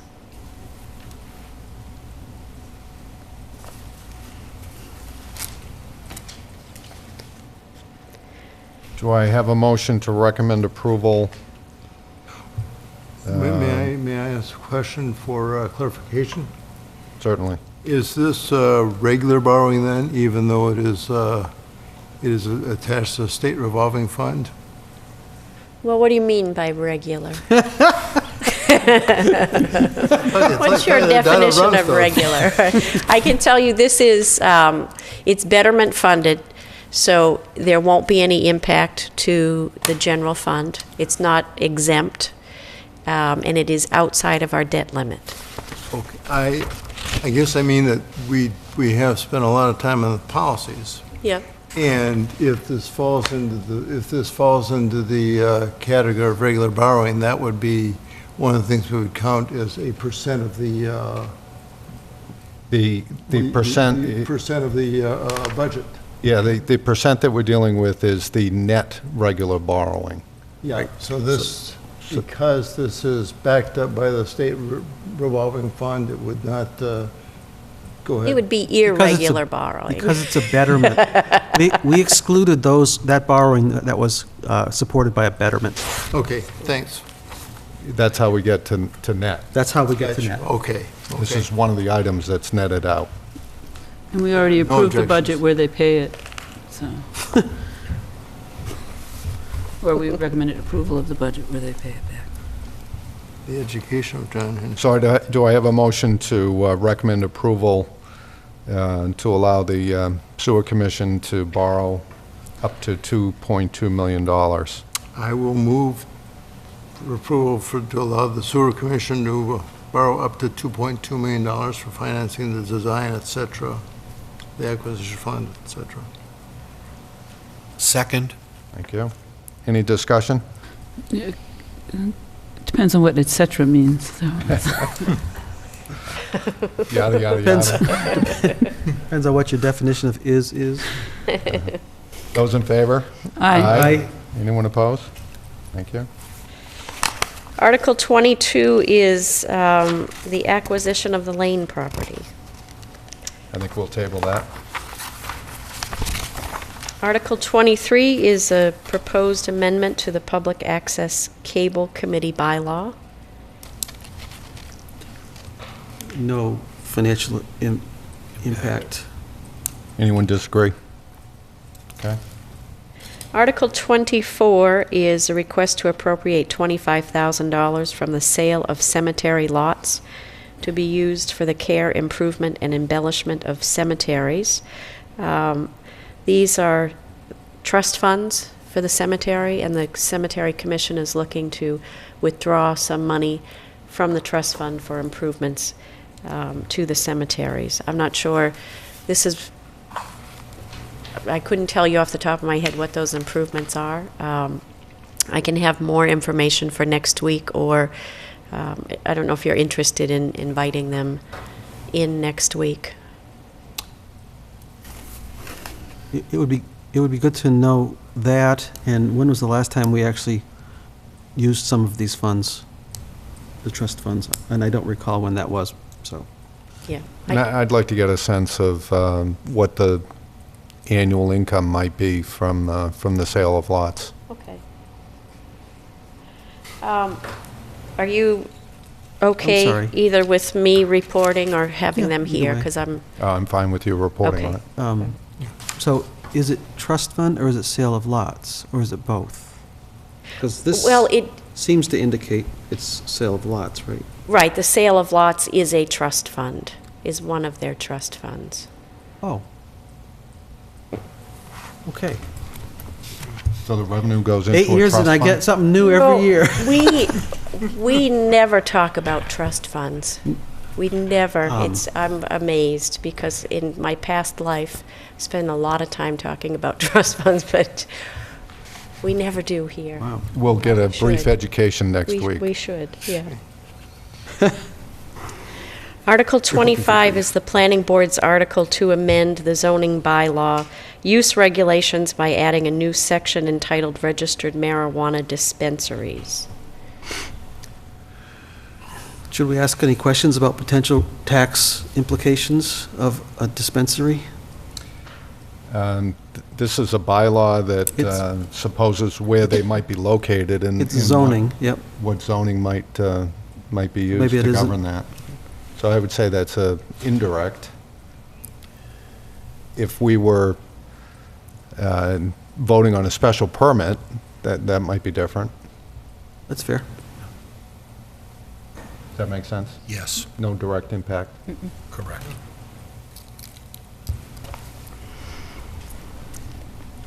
Article 26 is a request to establish a student transportation offset receipt in accordance with Mass General Law, Chapter 44, Section 53E. This is for the school for the past 2 years, this year and in fiscal 13, for the first time implemented bus fees. And the proper way to handle bus fees is to set up an offset account. Right now, we've been taking them in as general fund receipts, and we're using that to partially fund the school's budget. So the best practice for bus receipts is to set up an offset account, and the funding source, then the funds come from the offset account rather than the general fund, because they should be segregated. So how does this differ from a revolving fund? It's not a whole lot different than a revolving fund, and revolving funds are Chapter 44, Section 53E and 1/2. I see. Section E, so you can see they're closely related. Okay. This is just, Silly of me. this is the state making a very minor distinction. Yeah. Revolving funds, I I don't even know Well, the easiest way to explain. Would a revolving fund basically be anticipated to cover the cost that's incurred, the whole cost? No, not necessarily? No, not necessarily. Okay. My hope is that next year it'll be part of the consent calendar. Yeah, that's what I was... Well, you know what, we have to have a town meeting vote to establish the offset account. Understood. Okay. And then, from there, next year and forward, then it's just a funding source in the budget motion. Yep. There isn't even any action you take. All right. Oh, as opposed to the revolving funds? Right. Revolving funds require annual appropriation. This requires an annual appropriation, so to speak, but it's in the budget motion. It's just identified as a funding source in the budget motion. Okay. But we so have to there's the difference. establish it. Okay. So this is a place to put the receipts, Yeah, so that then they can To use- isolate them. Yeah. right. Right. Right. Yeah.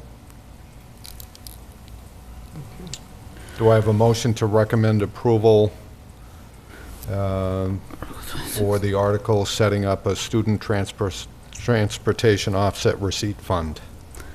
So moved.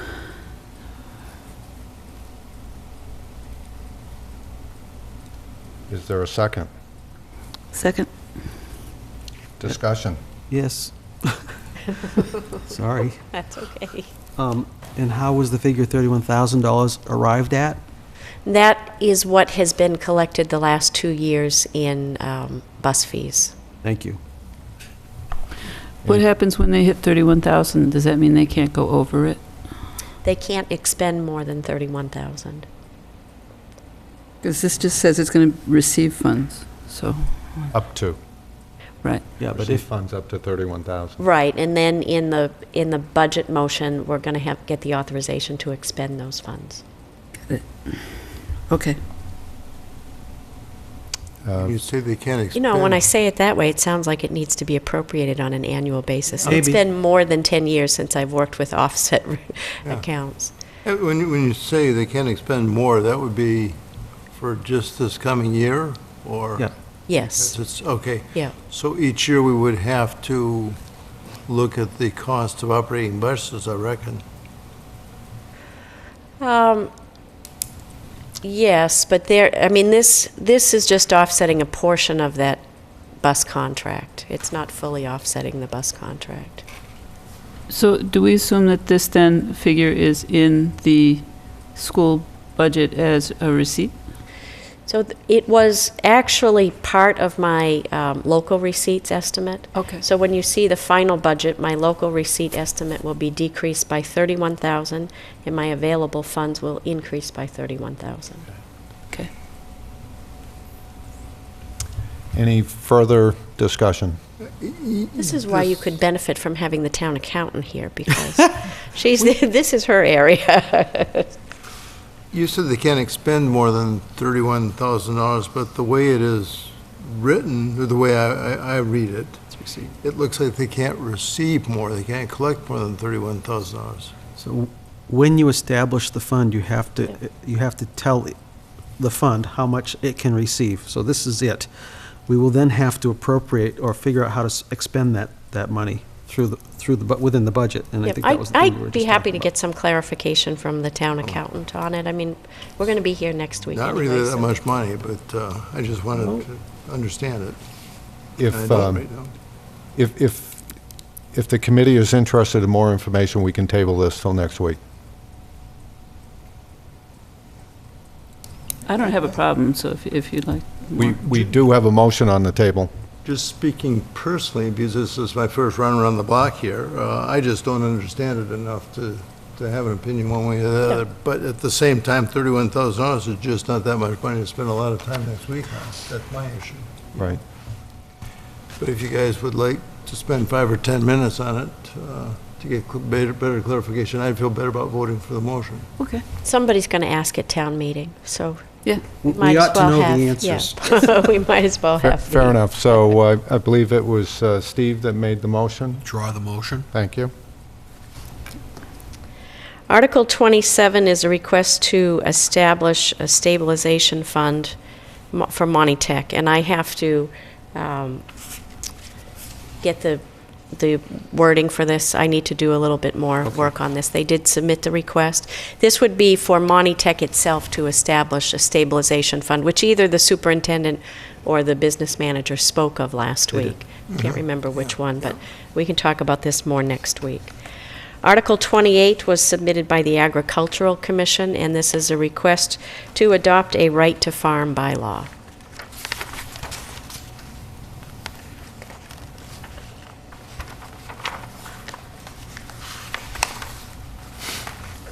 It's a pretty long article, but I doubt it has any direct financial impact.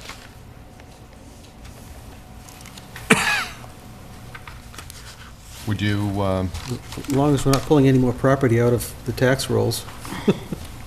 Well, we can also, just table it for next week so we Yeah. can actually read it. It's- yeah, that's fine. Why don't we do that? Yep. It's longer than the Constitution. Article 29 is a request to accept a road, to accept as a townway Whitetail Crossing. This is a road built by a developer, and we have a process that we go through for roads to be publicly accepted. This will be going through a process in front of the Board of Selectmen during the month of April.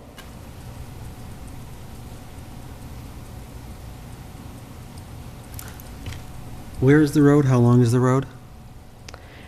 I can have that for you next week. I couldn't tell you off Because the we're top going to of have to my be head. responsible for plowing and maintaining. We have plenty of roads to maintain at the moment, but I think in the past, we've looked at the relative yeah.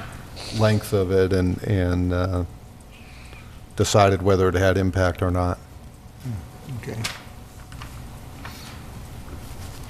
Article 30 is an article I put forward. We've been talking about the land use director, and there's a provision in the charter that requires reorganizations to be approved by town meeting. And I put this on as a placeholder, mostly just in the event that as we go through the discussion about that, if somebody feels that it's really a reorganization that needs to be approved by town meeting, that we have the ability to do that at this town meeting. I'm not convinced that it does, but I'm happy to, if somebody feels strongly that it does, to go through that process. And would the final salary be a part of that discussion, or is that a separate discussion item? Not necessarily. That would be more under the budget article. This really is just a reporting structure, and I think this really. I mean, I'm not going to propose that this person is going to directly supervise departments that he or she doesn't already supervise, but there would be a coordination of activities effort here. So, And you said this is really a placeholder? a placeholder. Just. So can we table it? We certainly should. Yes. And then the last article was submitted by petition, and this is a request to accept a local acceptance statute, Mass General Law, Chapter 138, Section 12, which would allow for a license for the sale of liqueurs and cordials by common victualers. This would be in addition to beer and wine. Currently, we offer either a license for all alcohol or for beer and wine, but there is a third option, which is beer, wine, and cordials. This would not give us any additional licenses, but it would give us the opportunity to offer this third type of license, and this was submitted by petition. And is there an increased fee associated with that type of license?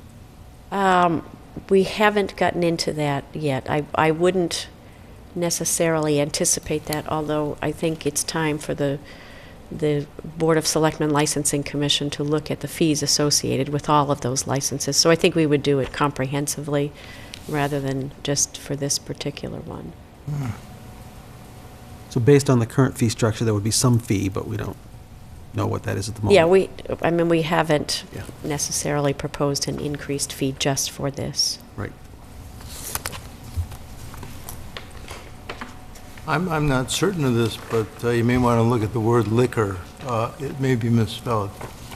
No, it's No, it's liqueurs. It's liqueur. It's the fancy spelling. It's the fancy booze. Pull out the fancy booze. Q-U-E-R? Okay, all right. It's a particular kind of liquor. So what are we saying? No direct impact or just hold? I want to hold, because there may be some minor impact. I can't imagine it's much. I'd really like to know what the fees are currently. And then, actually, I just wanted to go back and just question why we were putting off discussion on the Lane property, because I wasn't sure if that meant we were waiting on more information. No, well, we need to, I'm sorry. Once the chairman, always the chairman. The last page of the town manager's budget summation this evening includes a number of items, the Lane property being one of them. Okay. So I think we have more work to do in terms of how we might try to spend that $116,000. Yeah. And the Lane property is part of that discussion. Okay. Is that what you were going to say, Brian? Precisely. You've learned well, grasshopper. And I do not have any additional updates for you this evening. Okay, great, thank you. I do have a question. I know you went to the school committee last week, and I was not able to make it because I was here. Did anything come up at the school committee that we needed? I I'm didn't, sorry, not school committee, I library. led, library. Oh, the library board of, no. Okay, thank you. So I have no updates on library. Okay, I don't even know whether we the we agenda do not is. have minutes, is that true? We do not have minutes. Okay. Any committee or department updates? I'm not going to go through the list necessarily. I would like to report the school committee is holding a public hearing on their budget next Wednesday, April 2nd. I was planning to be there.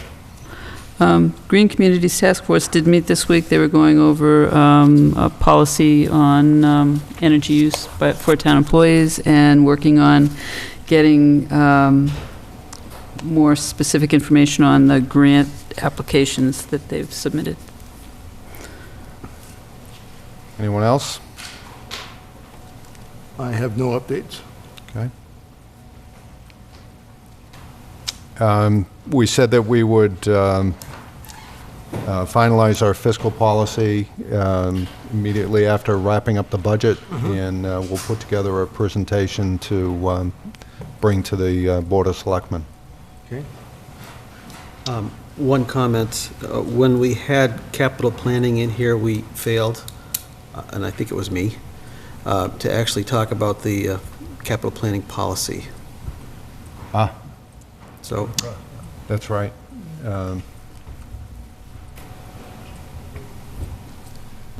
That's right. So we'll have to revisit that with that committee. Okay. We have some vetting to do on those policies Yeah. anyway. Kerry had suggested there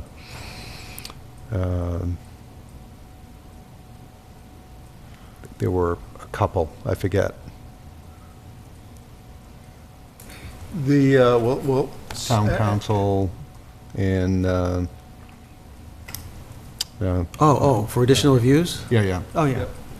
Well, and before that, after our last meeting, when we talked about the policies, I sat down and poured over them just to see if there were any typos, the odd period or comma where it shouldn't be, or the spelling. I came up with a few, so I've got to circulate yet another one.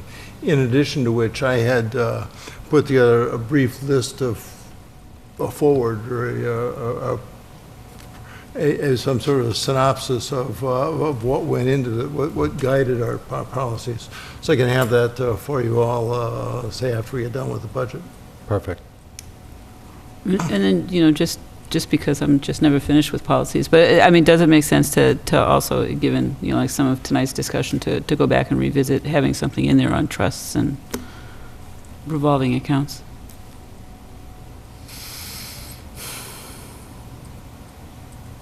Or not? I'm My just inclination would be to say we can do that at a later date. That we're so close to done on the ones that we've already addressed Okay. that we could always do an addendum. That's just my thought. Well, actually, one of the things that I'd like to suggest is that we have an annual review of the policies, and it seemed to me the best time to do that would be in those salad days before the budget takes full hold of us, you know. Say between, sometime and devote part of a meeting in September, October to run through them. And two things. First of all, to make sure that there's no practical consequences of the policies that impinge on anybody here reacting to the day-to-day financial management of the town.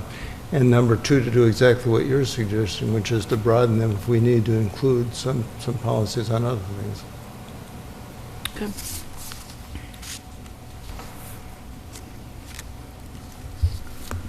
Okay. We will be meeting next week, April 3rd, 7 o'clock, right here at Town Hall. That is in lieu of our meeting on April 10th, unless something else comes up. But town manager will have some additional budget information for us, and we can hopefully complete our recommendations. I will also have a draft of our FinCom report that goes out as part of the warrant. It will be a draft because there could be minor adjustments coming out of our meeting next week. But I have enough information to at least put a draft together based on the budget reviews that we've had and the questions that we've had along the way. Okay? Mm-hmm. Anything else for tonight? No. Make a motion that we adjourn? Second? Any discussion? You can always depend on Steve. You know it. I was waiting.